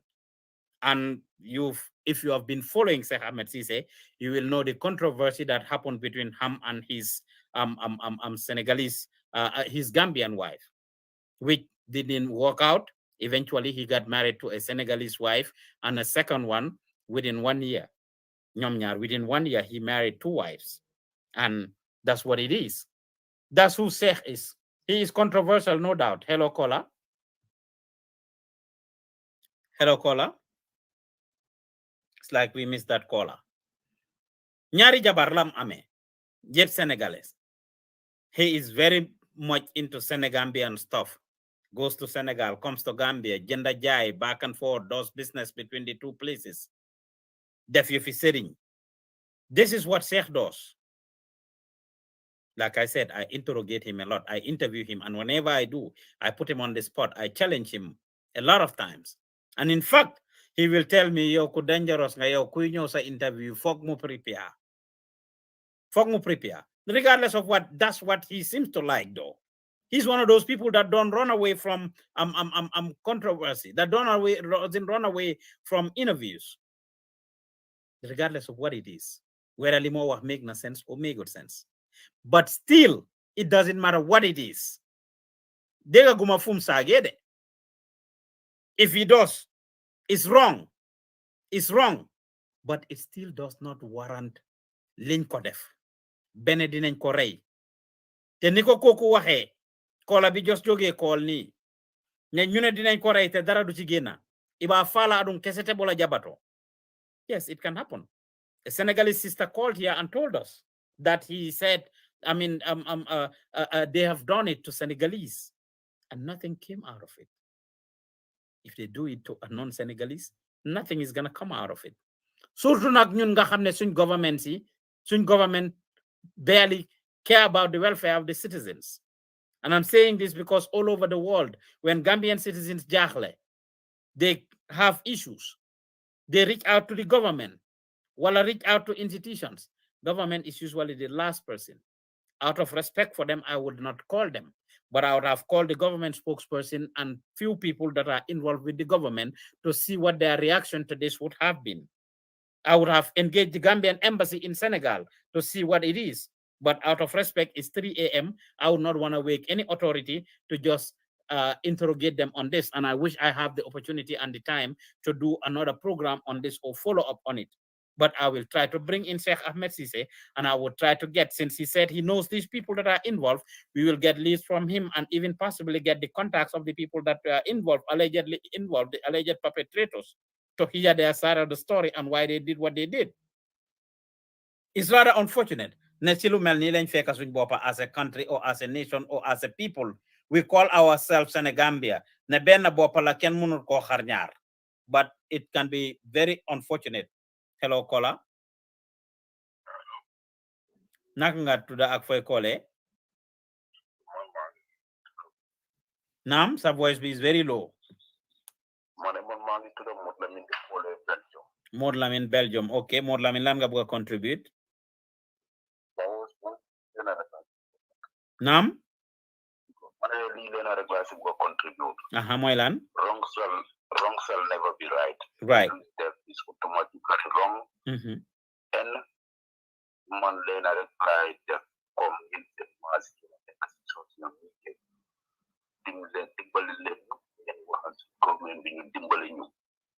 Because Lee is getting out of hands.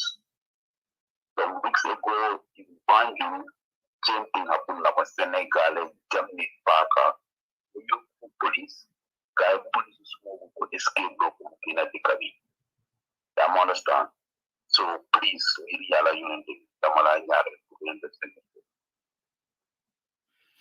Gambian embassy in Senegal has a stake in this. Sheikh Ahmed seemed to be fine at this point, seeing the video he made and what he said. However, he's not available right now. But Jerry Jeff Caller, thank you very much. Thank you very much. Based on the video he made, he seemed to be fine. However, he's not available on any of his lines. But this video being make the explain no. Again, this is something very recent. Those of you that are just tuning in that don't know what happened, if you are just joining us, a Gambian brother, Sheikh Ahmed Ceesay, was beaten up in Senegal by the disciples or followers of one of the marabouts there. Wala kilifa yi ci Medina Baye Niass fi nga xamne fa la jokk mom Let's watch.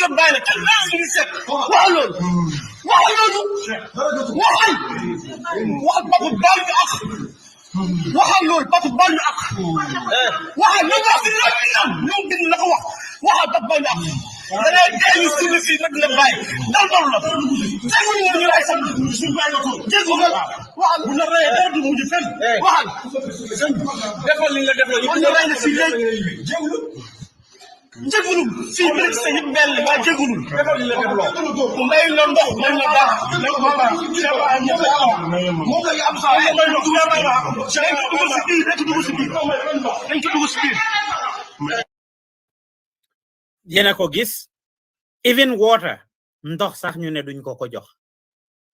And the old man is sitting there watching.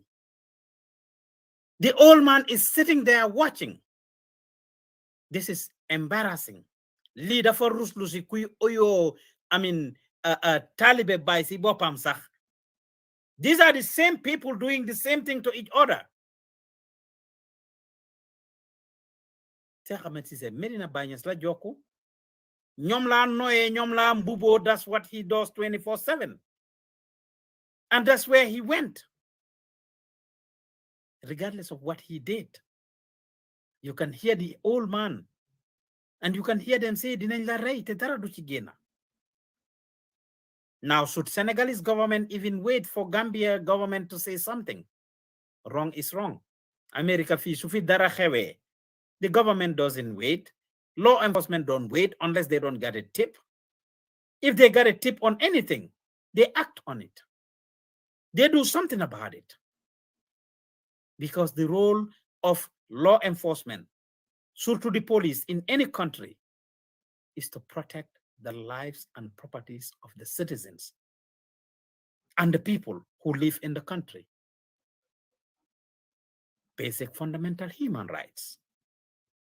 It's simple logic. It does not need rocket science or mathematics. Soxla would maths, soxla would rocket science or anything. Soxla would ben extraordinary mahama pour nga muna xamne yelle fi doomi adama dañ ko wara protect. Door nit be buga ko rey mu ñaan la ndox sax ñene do ko may ngir opinion. Yes, respect lu am solo la. Respect lu am solo la. You can disagree with somebody. You can disagree with somebody. Demal nga defend sa bop. Whatever platform the person said it at, demal si the same platform nga defend sa bop. Rawatina si jamono social media bi nekk ku si nekk yaa ngi am sa own platform. We should learn to be decent people. It's becoming a norm now in both Gambia and Senegal. And I would say this because so neke media be, for the most part, you may not be right all the time, but even by saying or disagreeing to something, you are condemned. You are crucified. And I'm saying this because Mansuma Wapa Dundana Lulua, again, I'm not sitting here to justify anything. Sheikh Ahmed Ceesay Deguma, the other side. And I would make a concerted effort to get the other side to see what actually happened and what the underlying reasons are. We have to get facts to be able to help you and I to make an informed decision. Dinañ def lolu. Dinañ ko jema gestu. Beyond reasonable doubt to get to the bottom of it. But the reality is based on opinion should not make people say certain things or do certain things to you. Ñun nak Senegambia, Africa ak Senegambia, we take things too personal. Whether it's religion, whether it's dine. Te dama ko de wax. I am on record saying this all the time. Ne Gambia, su fa problem di am ak Senegal. Hello, Kola.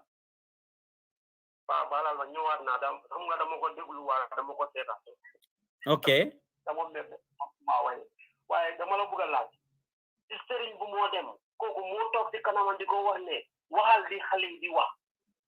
Dede du Serigne Bobo. Du Serigne Bobo. Kuy guard Serigne ki nekk ci bunti kër Serigne bi, one of the guards outside of Serigne Bobo Kiram. That's who he said this in Moko Def Lee.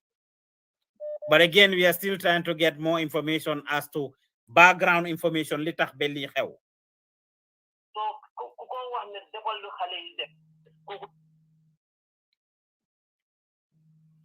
Dafa melni ñu ngi am benen kola ñu jël kola bobu. Hello Kola. Hello Kola. Hello. Hello Kola. Yes, naka nga tudda? Foy kole. Hello. Hello Kola. Thank you very much. Kola bobu neko di wax. I don't want to lose this thought. I remember dama de wax all the time suma de def programs, whether lutax Gambia do dem show la, whether luma gis Banjul la, wala all the other shows that I do.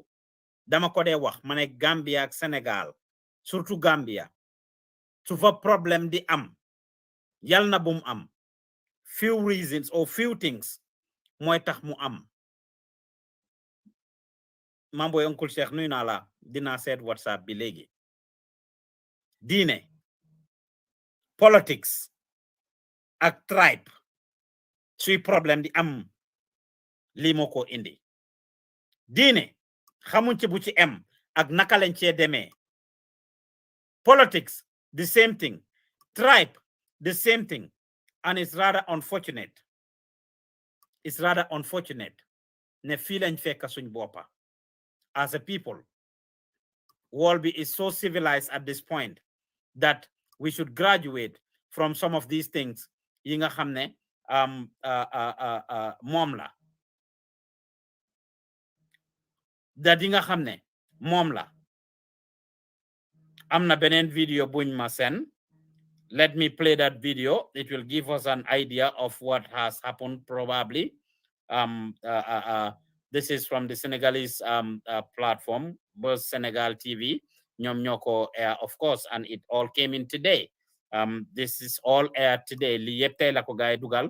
Let's see what it is, and we will be able to help. We're just trying to gather more information that can help us make sense out of this. However, nothing, and I'll say it again, nothing justified what happened to Sheikh Ahmed Ceesay. Let's play this video and see where it is or what these people are saying. Ñu play correct and see. Balago Seck moom dafa def ab vidéo doon ci mastawu ñi nga xam ne ñoom ñoo dëkkee fële ca réew New York nekk fële ca États-Unis foofee nag daa am benn incendie maanaam ab lakk boo xam ne dafa amoon taxoon sax am ay doomu aadama yu bari yoo xam ne dañ cee loru am sax ñu ci ñàkk seen bakkan foofee nag am ay Gambien ak i Malien yoo xam ne nekkoon nañu ci boobule immeuble waral kii di Balago Seck def ab vidéo posté ko daal di leen masawu bu baax a baax ndax daal nee na moom waa Gambie waa Mali ak ñeneen ak ñeneen ñoom ñëpp ay fansam lañ te dañ koy déggee bu baax a baax. So Kawtef is a daily news thing ñu ngi wax ci news bi ñu skip fan la gaay di waxee ci Sheikh Ahmed Ceesay. dañuy dellu si fii ci Sénégal wax ci li nga xam ni moo di violence ñuy nemmeeku ci languma politique gi gannaaw Géejawaay ak Mbour nga xam ne dafa amoon ay violence yu fa amoon ci wàllum élection locale yi amati na nag fee ci diwaanu ba Kaolack ndax daal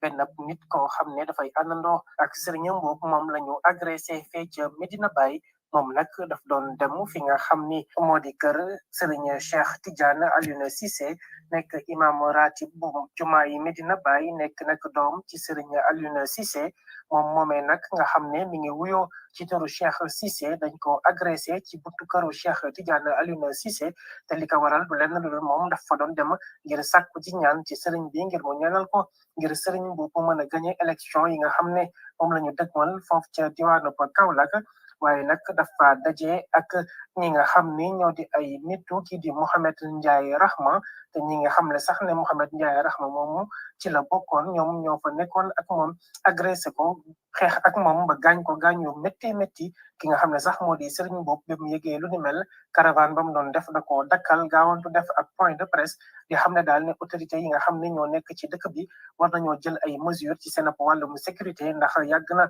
ñu ngi leen di attaqué bi mooy 3e fois ñu koy def ay nitam yoo xam ne ñu ngi koy xeexal waaye nag dootuñu bàyyee ci mbir mi mel nu ni mel ndax daal ñoom war nañ cee jël ay mesures ci la profito sax interpellé ki nga xam ni moo di Alioune Tine mu Africa Jom Center ngir daal ñoom ñu gën a bàyyi xel ci li nga xam ne mi ngi am ci langum politique gi moom moomee itam noppi wut benn yoon ci mbir mu ni mel ndax daal mi ngi woote waat à ce que ñu gën a dem ci campagne boo xam ne day ànd ak jàmm ak salaam ndax daal loolu la ñu gën a soxla fii ci Sénégal soxla wuñ benn yoon campagne électorale boo xam ne ay nit dañu ci loru wala sax di si ñàkk seeni bakken loolee moo waral nag muy interpellé waat ñi nga xam ni ñoo nekk ci langum politique gi ngir ñu gën a ànd ak seen xel kii di Mohamed Ndiaye Rahma nag moom sax moom mooy candidat bi nga xam ni moo war a remplacer ki nga xam ni mooy maire actuel bu ville de Kaolack di Mariama Sarr dañuy desandi ba tey ci langum politique yi ak violence yi nga xam ne moo ciy am fee nag ca diwaanu Thiès ki nga xam ni moo di Abdoulaye Tall ak Sira Ndiaye gis ngeen loolu you've heard that déggal ngeen ko seen boppa you've heard it you heard what they said there. It's politics. Senegalese politics. Mayoral elections in Kaolack is what he's poking his eye into, his nose into, his mouth into. As we are seeing more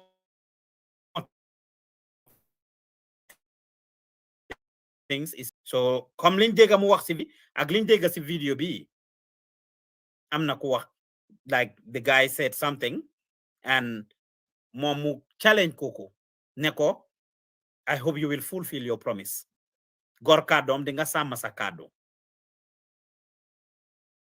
mu ne loolu la wax and that's what triggered pour ñu dóor ko again you can see this going Senegalese media bi ñu ko capture niki besi tey bi la xew Sheikh is not available. I will try him one more time and see if he's available to see if I can get hold of him to talk to him about it. It's rather unfortunate. This is the situation, but I'll try him one more time and hopefully he's available. He's not online and he's not available on direct line either. I am trying to call him. He's not available on direct line either. I wish he is, but I'll try to continue to get hold of him. But whatever the case is, like, wrong is wrong and can never be right. Pour ñu war ko téye di ko dóor politics ñun Gambians ñu ngi America fii and we were very involved in American politics until this minute we are participating in American politics. Yéen ñi nekk everywhere around the world you better be interested in the politics of where you live. If Sheikh Ahmed Ceesay has 2 wives mu amee ñaari jabar ñoo xam ne sénégalais nañ su amee ñoom doom ñu juddoo Sénégal most likely dañoo nekk doomi sénégalais.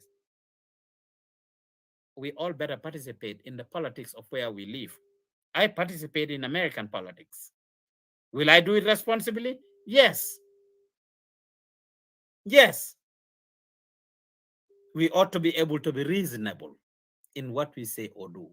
No amount of commentary should warrant such thing from Sheikh Ahmed Ceesay, I mean, to be done to Sheikh Ahmed Ceesay. None whatsoever should warrant this to be done to him. And not only him, Senegal ak Gambia, diine ni ma ko doon waxee balaa yëf yi di duga ak politics ak naka diine ak politics ak tribe yo fi xeet suñ sàgganee moo ñoo lor maa ngi koolaat Sheikh Ahmed Ceesay. His line seem to be one of his lines seem to be ringing now. One of his lines seem to be ringing now. Hopefully he will pick up. I know it's late there. It's 3:30 a.m. there. Now one of the lines seem to be online. So I'm hoping that he is available or he will be in a position to talk to us. Musud Madaunak for interview. Every time I wanted to interview him, he was available to give me an interview. But whatever the case is, Limaron Wach, and I'm saying this because I personally had the experience. I remember about 2 years ago, Gambia, you go through a situation like this between the Supreme Islamic Council and Rawratul Majalis. Supreme Islamic Council, you know, Imam Mohamed Lamin Touré, same time dafa jeex, and they need to hand over the mantle of leadership. You know, amuñ xaalis pour def Congress. And as a result, same time bi jeex na, but they still continued to be the president and the executive of the Supreme Islamic Council. Ñun liñ dee def yëpp dañ ko continuer, we continue to give a historical perspective of things and to show that this is not only happening in Senegal. Rawratul Majalis was formed by the other party, Nyom Sherif Haidara. Because ñi seen time jeex na and they haven't given up the mantle of leadership. Ngeen balal ma, I got a little distracted because I was trying to get hold of Sheikh Ahmed Ceesay. Sheikh jël na. Hello, Sheikh. Assalamu alaikum wa rahmatullah. Wa alaikum salam. Naka nga def? Mbaa yaa ngi si jàmm?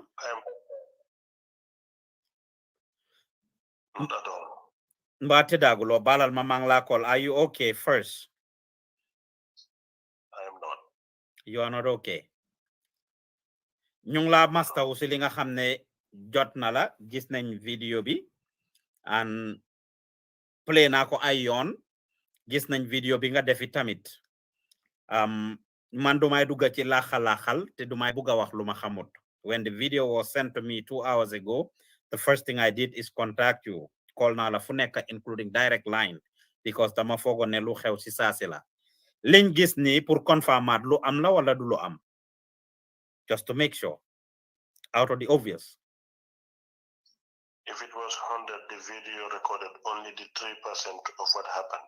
The video recorded only the 3% of what happened. Kañ la lii xew? Yesterday, after 5.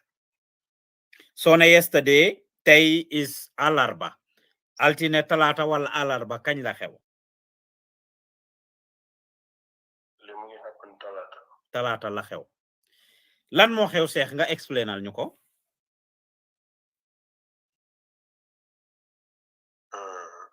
Dama ànd ak journalist bu tudda Sheikh Yirim Seck. Very famous Senegalese journalist. Ñuy dem ci suma sëriñ bu tudda Imam Cheikh, Imaamu Medina Baye. Ñu egsi ci bunti këram ma gaare, Cheikh Yirim gaare, ma sol suma ñetti abdu. Ku tudda Abdou Salam Niass ñëw stand on my left side. Beneen xale bu góor taxaw suma right, kenn taxaw ci kanam, kenn taxaw ci ginnaaw. Ñu ne ma Cheikh Ahmed, suñu waajur bi nga saaga nag ma ne leen saaga. Man ak saaga. Ñu ne waa ma ne déedéet. May génnee suma téléphone. Ku tudda Abdou Salam dóor ma suma ngaami. Ki tudda Jamilu dóoraat ma suma right side ma daanu. ñu ma kick di ma dóor fil ba ma off ci caméra yi laa xamee ne den ma watat ci kaw tali bi dugal ma ci moto bi ma dugalee ci moto yóbbu ma seen kër baay dóor ma ba mel ni tooli gerte bu ñoo bàcc ñu pare indi ma seen kanami papa taal seen caméra ñoom ñoo ma doon record di ma dóor maa ngi wax seen papa ne waat naa ci yàlla ne tooñu ma la man defuma la dara bi loolu amee paa bi mu ne ma defal li xale yi wax gisuma fa kenn ñeneenti ponkal ñu ngi dóor bakku fiil weex any part of my body na ma dal rek they don't care where to hit me how to hit me they just don't give a damn then imam bi bim ko yegee mu yónni taalibe mi pour ñu ñëw jël ma foofu noonu laa fa génnee ma dem lopitaan ñu xool suma bët bi dafa am problème right side bët bi dafa flou suma nopp bi dafa dog waaye dogut ba jeex suma baaraam boo dee pointé dafa damm fii lii te jox na ma internal pain so lii moo happen nii la demee ban time of the day la woon talaata si ban waxtu la julli men takusaan ba pare te timis jotut okay ci ngoon talaata si ngoon Tuesday evening okay ngene yak Cheikh Yirim Seck yena andate ci Cheikh Tidiane Ceesay imam Medina bi nga doon dem maa ngi play di wane say natal ak moom ak naka nga jokkoo ak Cheikh waaw ak sa sëriñ suma next question to you is ñan ñoo la doon dóor tudd nga Abdou Salam ak kan Jamilu ak kan yeneen ñaari xawma seen tur waaye dégg naa ne keneen ki Imam Hassan lañ ko tuddee Imam Hassan lañ ko tuddee okay so ñeneen ñi doomi kan lañ doomi kan lañ ñoom seen papa Cheikh Ibrahima Niass la tudda kooku papaam Alaaji Mor Senego kooku papaam Alaaji Abdoulaye Niass bi jur baay kon ñoom seen maam ak Baay Niass ñoo bokk papa okay so njabooti Alaaji Mor Senego lan mooy sa crime to these people Sheikh Ahmed Ceesay lan nga def gaay wallahi tallahi ba léegi maa ngi leen na laaj ne soo leen indee the slightest proof or evidence I will surrender to justice wallahi tallahi wax naa ko seen papa ñoom ñu ne dama saaga seen papa te xawma seen papa musuma koo gis sequt ak man dara naka laa koo saage waaye Sheikh Ahmed yow play naa sa vidéo bi nga def te sa vidéo bi maa ngi dégg ngeen ne seen papa ñëw na Gambia ànd ak yaayam foofu noonu bim ñëwee yow nga jëlal ko hotel si sa xaalis mu ngi ànd ak cheikh bi foofu ñëw conference amuñ fuñ dal yow nga fay sa xaalis li ma wax mooy not seen papa dama ne imam Cheikh suma sëriñ bim ñëwee doon ubbi juma bu Alaaji Ousmane Diop waaw ci neema waaw ma dóor salaam laa gis mu taxaw ak yaayam di taxawalu ci hôtel bi rek mu ngi guddi ma ne ko yéen fan lan la ñu ne ma Kaolack leen jógee imam leen àndal amuñ nekk ma ne leen tey mu jeex génne suma xaalis fayal leen hôtel 3 days Senegambia Beach Hotel te musuma leen a gis na keroog la leen njëkk a gis ñoom salaam ñi kila mooy kila doon dóor not pa bi bot kenn si ñi la doon dóor kila njëkka dóor ngene ko jiite salaam mooy ku am fit ki mooy jiit gang moo jiite gang bi paa bi doon feeñ ci vidéo bi salaam mooy his biological child ñi ci des doomi yarlu waan leen salaam la jur okay and that salaam dafa dawaloon moto last year rey nit ñu génnee ko ngir Ñas la santa okay so boden wax nga ma fayal yaay salaam hotel ak moom salaam hotel ma ne leen buñ jox meer bi néeg ci kaw because tànka yi dafa diis du mun a éeg ngir yit bi ma am ci doomi aadama because dama xam kan mooy doomi aadama so that salaam mooma mujjee humiliate in front of the public that salaam mooma agressé mooma kidnap mooma video moo ko share the same salaam bi ma terano okay so fine léegi si sa benn vidéo bi nga defit yow Sheikh Ahmed Ceesay wax nga ne am na loo share sa status pour wax ne foofu des na leer we were trying to gather information as to what happened ndax maa ngi la doon call from the beginning. li ma bëgg a wax mooy fii ci Sénégal local government elections moo nekk di am. Wow. ñu koy wax election local. Wow. Mayor English to be a mayor. Mayoral elections that Gambia should be having sometimes next year. No. ñaari candidates ne. One candidate bu tudda Muhammad Njie Rahma under the ticket of APR. bu Macky Sall APR. moom la papaam di support. Moom la papi kandi support. Moom la papi Salam di support. Okay. Papi Salam mooy paa bi doon feeñ. Paa bi doon feeñ. Waaw baax na paa bi naka la tudda.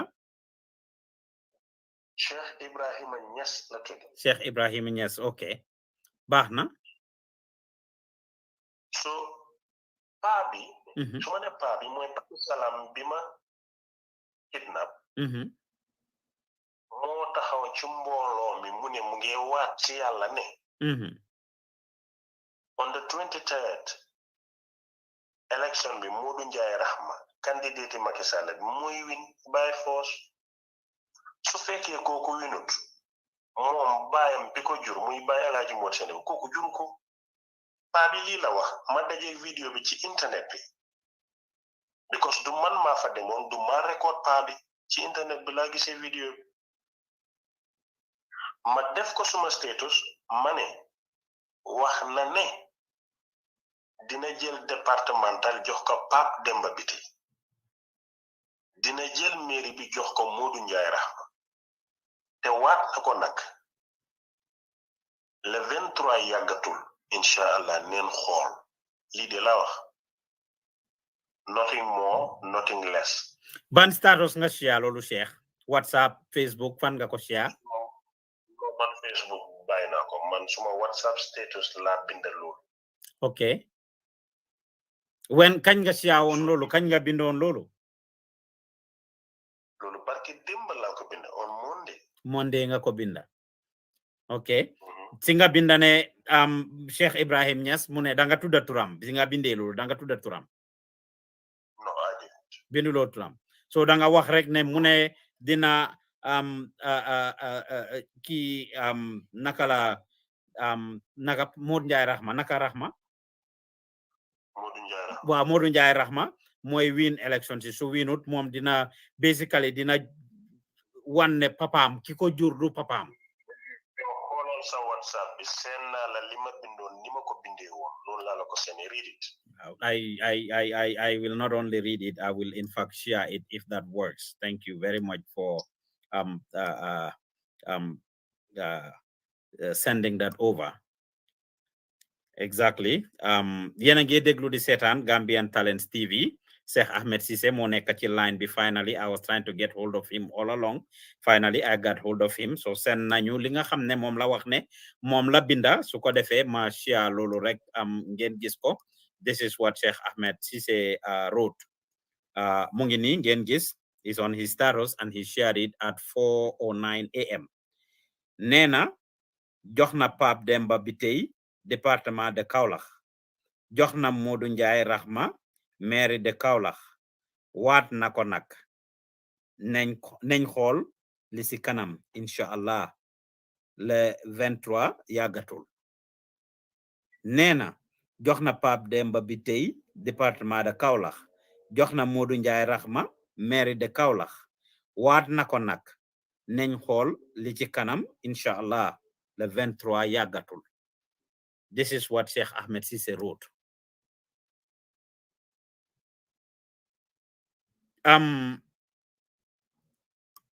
Leneen lan la gaay wax Sheikh besides Lee biñ la we just trying to make sense out of it. Besides okay bi la Salam approché lan la njëkk a wax Ahmed Ceesay suñ kilifa gi nga saaga ma ne ko saaga ma ko déedéet loolu amul. So for the record ñoom dëkkuñ kër Cheikh Tidiane Ceesay kër imam bi nga ne bunti kër imam la lii xewee for the record ñoom dëkkuñ foofu right? non fiñ dëkk ak foofu noonu dafa sori. Dafa sori di de noonu yaa ngi doon ñëw foofu. man su ma ñëwee Medina Baye. aw ma soxla feneen fudul kër imam Cheikh. parce que mooy suma sëriñ. dew ma kër kenn bëgguma dem kër kenn aw ma soxla kër kenn. so the only place. fuñ ma ko doon a gisee mooy foofu. xanaa dañ xam ne danga fa doon ñëw li ma bëgg a xam mooy ndax dañ xam ne danga fa doon ñëw. obviously xam neen ko because salaam boobu dañ fa dee tase all the time. Okay.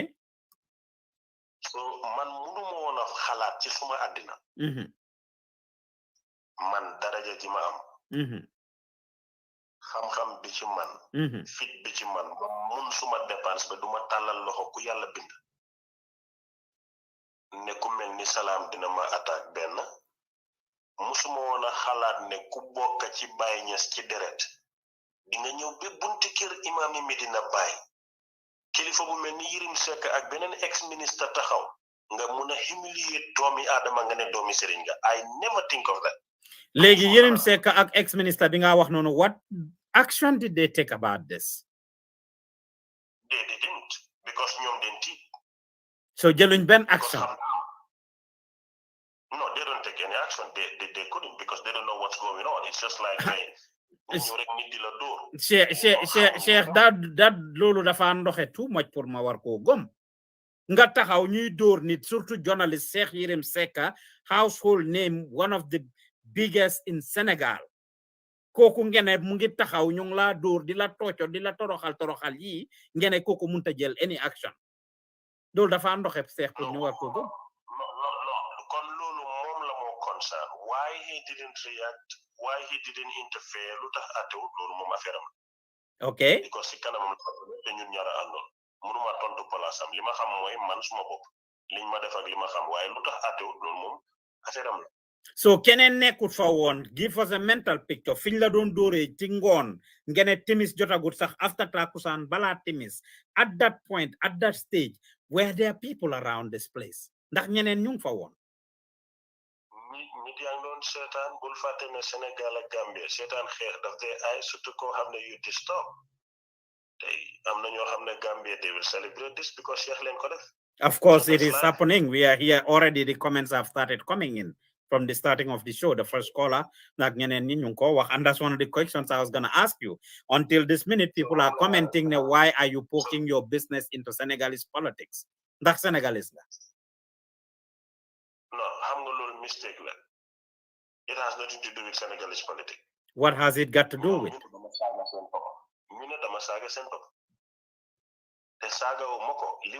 Why do Senegalese politics a Gambian politics? Why your Linga Binda is about the politics? Your Linga Binda is about Senegalese politics. You are a Gambian that, of course, lives between Gambia and Senegal. And you spend more time in Senegal. Your two wives are Senegalese. But that still does not. Are you a Senegalese citizen, in fact? Malaj la lolo. Gambian TV, does they report Senegalese election? Absolutely. We report on Senegalese matters. There is no doubt about that. Senegalese journalists, then new the election in Gambia, did you wax and halat the Senegalese? Lolo amna. I work in communication. Even today, Japanese law, do problem. But in this case, it has nothing to do with politics. It's just like Durnen se, Torahal Nenko, humiliate Nenko Nehnama. Like the woman of Nyaw Dafkamoy, because the Yosoko commented in the I condemn it from the beginning. Fala Dore Yefi, Tebeteji, I reiterate it. It doesn't matter. Kan len ko def Japanese bila, Chinese bila, Indo bila, Arab bila, Gambian bila, Senegalese bila, Njago bila, Sosa bila, Bambara bila, Tukulor bila, it doesn't matter. Kan lañ ko def, wrong is wrong and can never be right. Te wax naa ne su àdduna yëpp àndoon def lu wrong du mos a tax wrong nekk right, te su àdduna yëpp àndoon def lu right du mos a tax right nekk wrong. But these are some of the things that people are saying. You in fact am nañu call ne yow da nga yàgga saaga kilifa yi ba ci Gambia sax nag da nga yàgga saaga kilifa yi amin te da nga war a bàyyi loolu ne saaga nga fi Supreme Islamic Council ak yenn political leaders yi ne yow ci saaga nga dëkk an lii daf la mooy am na ku koole UK wax loolu. No, let me say this. Daf moom mooy aw ma ci problème waaye neen la wax benn saaga bu ma saaga kilifa.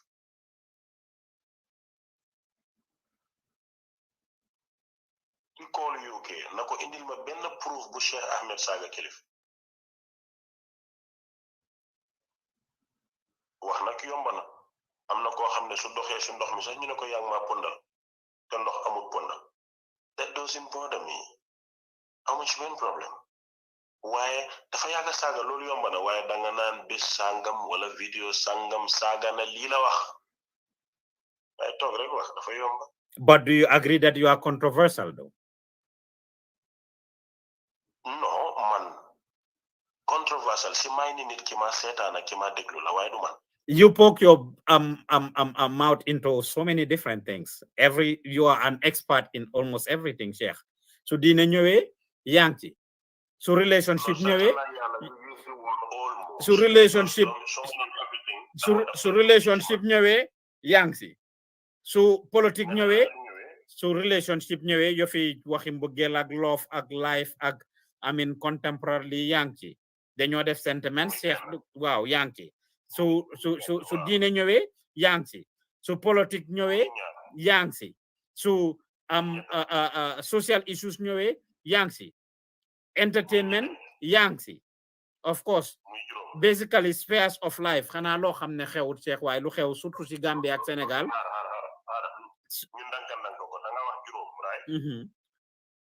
These are just few examples of certain areas yoo xam ne general areas yoo xam ne dang ci dee génn di comment.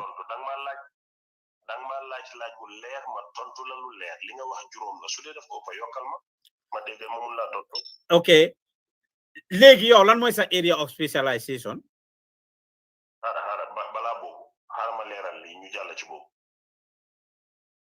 danga ne su relationship ñëwee manki man nit laa buy buggante relationship moo nekk ci man nekkuma ci moom góor laa bu war a bugga kon du benn area bu ma dem area bu ma yàlla bindee la mu war a nekk ci man dama war a bugga. Ok kon loolu ki ma déglu mu ngi ci man mi wax maa ngi ci. du man kenn maak ñëpp la. nga ne su diine ñëwee maa ngi ci dama di doomi diine jàng ko lool nag te xam ko. waaye ootewuma dara ci diine. duma imaam duma naayib duma noddakat duma mufti duma xaadi jullit laa comme ordinary jullit su dara concerné l'islam war naa caa am ak kàddu ndax nit lu mu gëm wax ci def ci teew yaa ngi ci bis bu jot di nga ne ashhadu an la ilaha illallah wa ashhadu anna muhammadan rasulullah.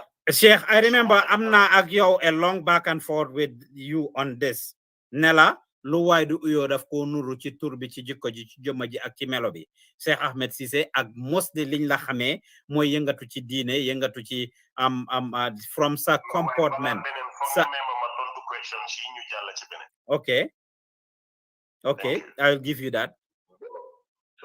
Thank you. Beneen ba ca des ma mbiri politique bépp citizen bu conscience dafa war a dugg ci politique yi réewam ndax noonu la ñoo doxalee réewam. ma right la man as any other nit bu dëkk ci dëkk. kon boobu du man kenn ñun ñëpp la. because loi bi moo ñu jox doole bi. soo kon yi ma nekk nii nekkuma ci dara lu ma warut dama di jullit war a wax ci l'islam war a def ci l'islam. secondly dama di nit buy buggante ma bugga ñu bugga ma xam métiti mbëggeel suñ ciy waxtaan war naa caa seddoo suma idea ak nit ku ci mën a jëriñu ci beneen bi mooy politique soo tontu naa loolu léegi lan beneen question boo ci teg mooy ban. li ma la wax mooy I remember interviewing you and we went back and forth maak yow ci affaire yi ne diine moom nga gën a nduru moom ngay gën a yëngatu ci sa solin ci sa waxin. You are always preaching. Sheikh Ahmed Ceesay, personally, you have WhatsApp broadcast list.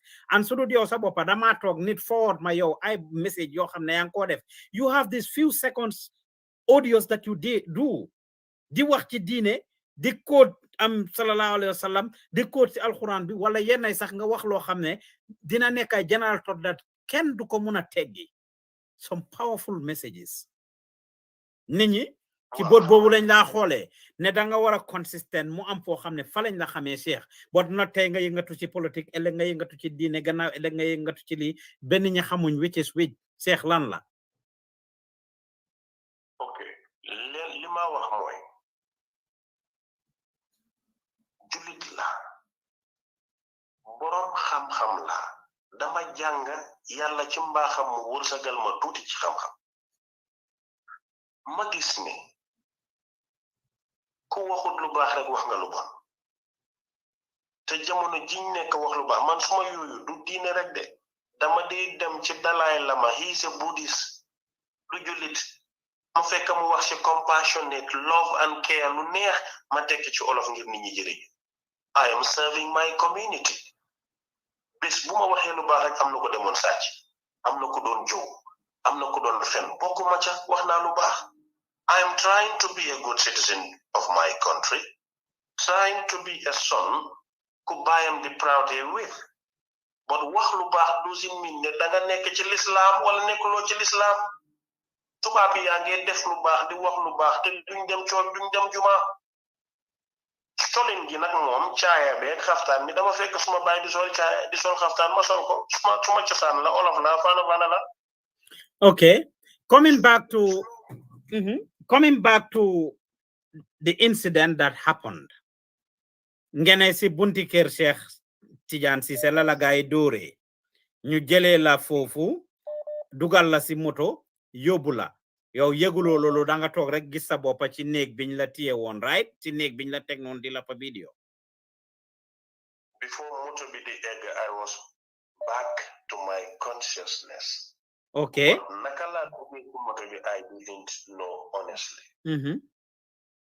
But after watching the videos, pour camera surveillance yi nekkoon ci kër Serigne bi, the CCTV camera, I know that den ma watat ci tali bi ba pare ñu ekkati suma mbagay pousse ma ci moto bi. Loolu ci video bi moo ma ko woon waaye man xaw ma ko woon. Yow naka nga jotee ci video boobu? Suma kër Serigne la nag suma kër baay la daf ko fa defoon pour sàmba njabootam ma bokk ci njaboot gi ñuy toroxal ma génnee ko xool. That's very simple to answer. Okay.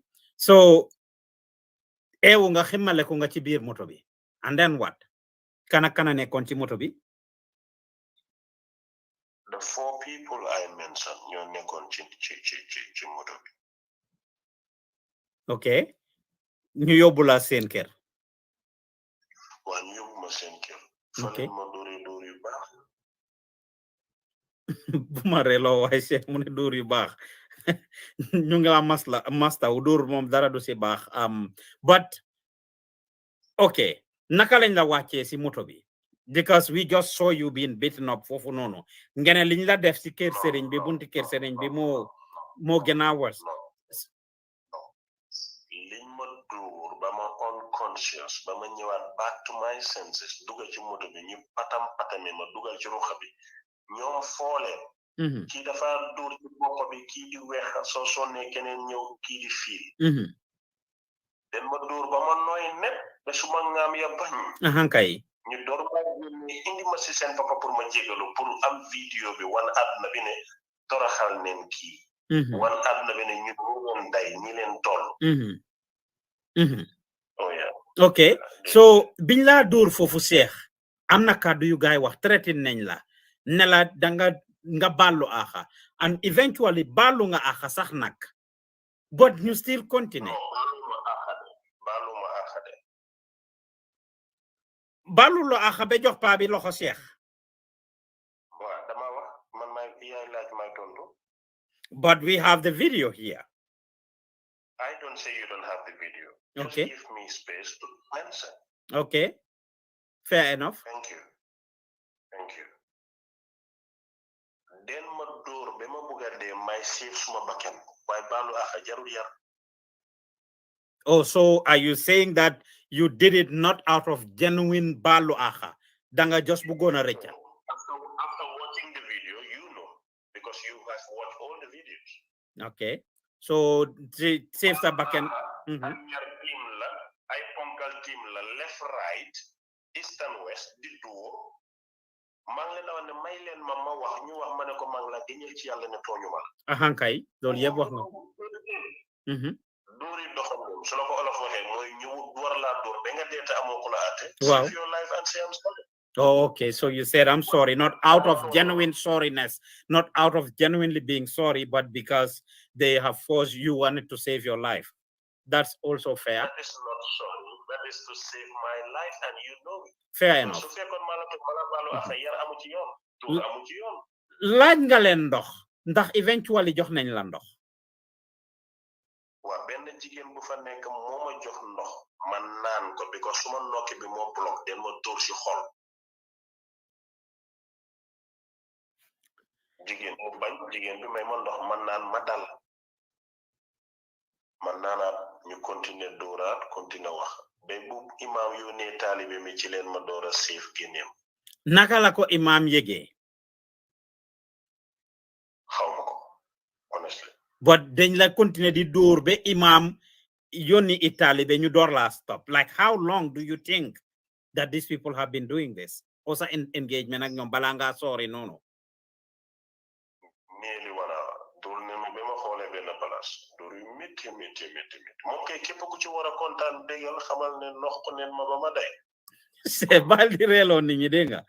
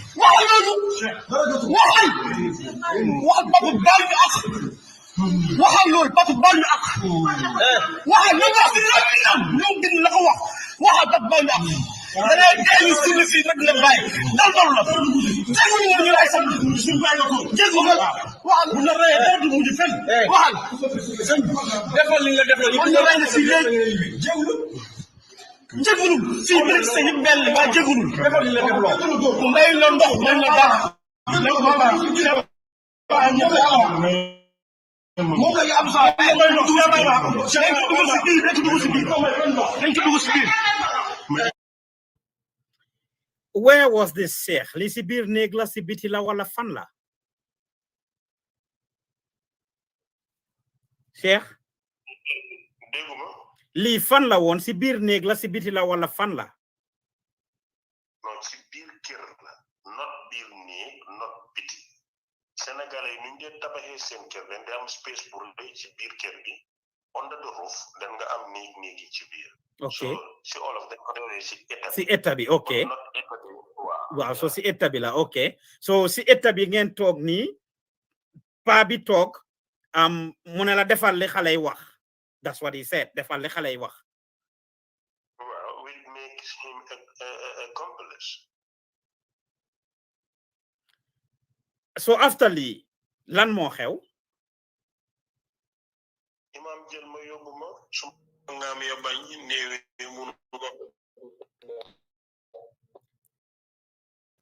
imam si boppam moo ñëw jël si la wala dafa yónnee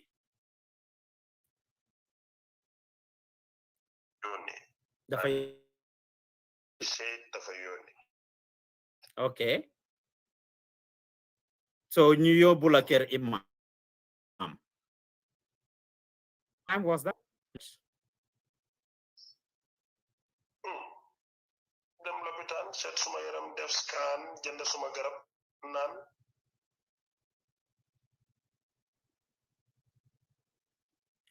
sa jabar yéeg nañ li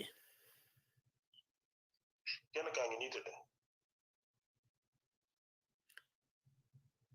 fan nga nekk jamono ji yaa ngi Dakar wala yaa ngi Kaolack wala Banjul ci hôtel Aljanna fa laa tëdd nii hôtel Aljanna nga nekk soxna si di ma tàmp bu baax naan ma chéri massa ma naan ko yàlla baax this is not funny everybody a good number of people feel for you I mean you are trying to throw in some comic relief in it but liñ la def dafa serious seex waa liñ la def dafa serious because at some point you lost your breath when I received the video I don't know what happened Senegalese platform lañ ma sent link bi on Facebook that says aduna li ci biir or something like that I watched the video I could not make sense of what was happening I want to get facts I went to the comment section to see and everybody seemed to be condemning it and I didn't have a choice but to get on this I've been on air for almost 2 hours and change and I tried to call you multiple times so it's you are trying to throw in some comic relief why ninga nokke sax ci end ni fi nga laajte ndox honestly da nga sonna Cheikh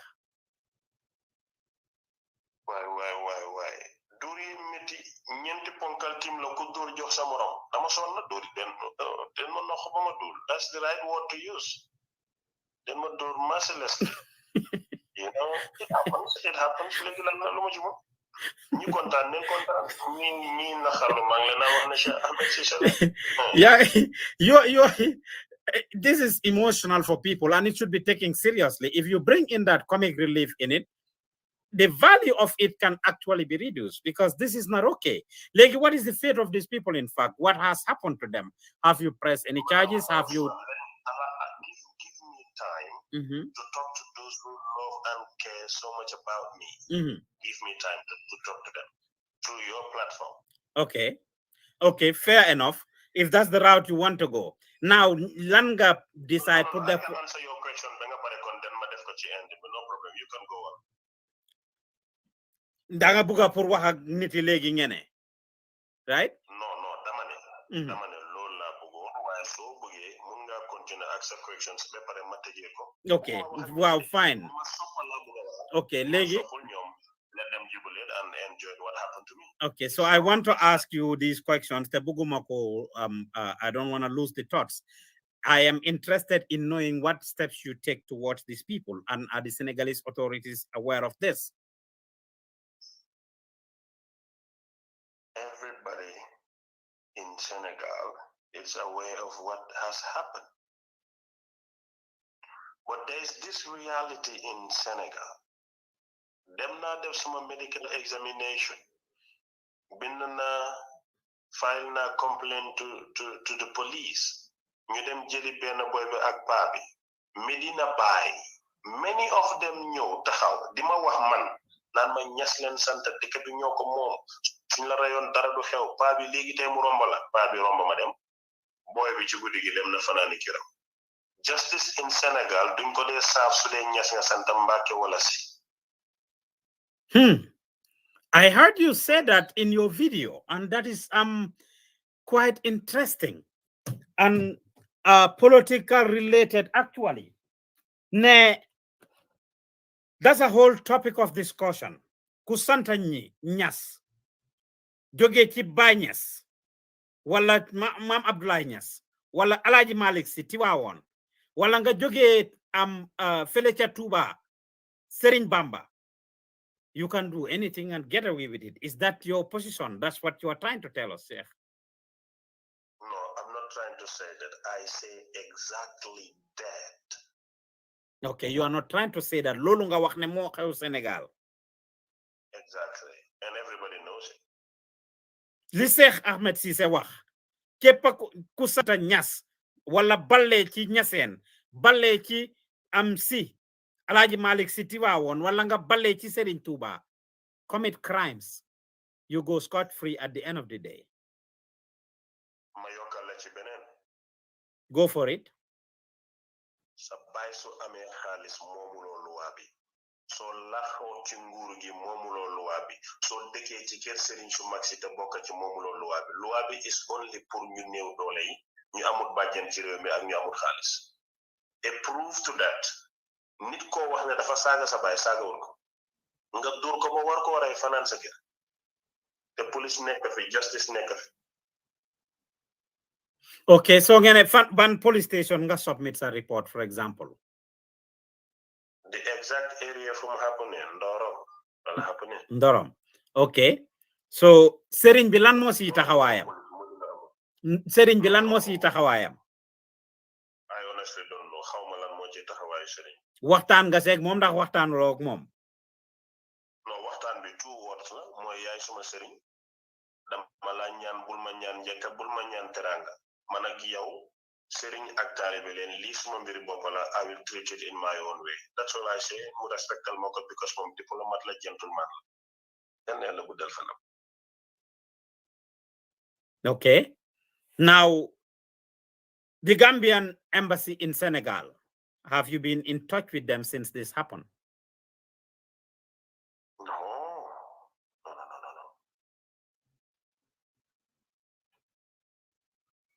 Lutah?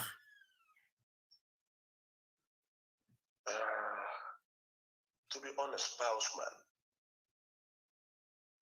To be honest with you,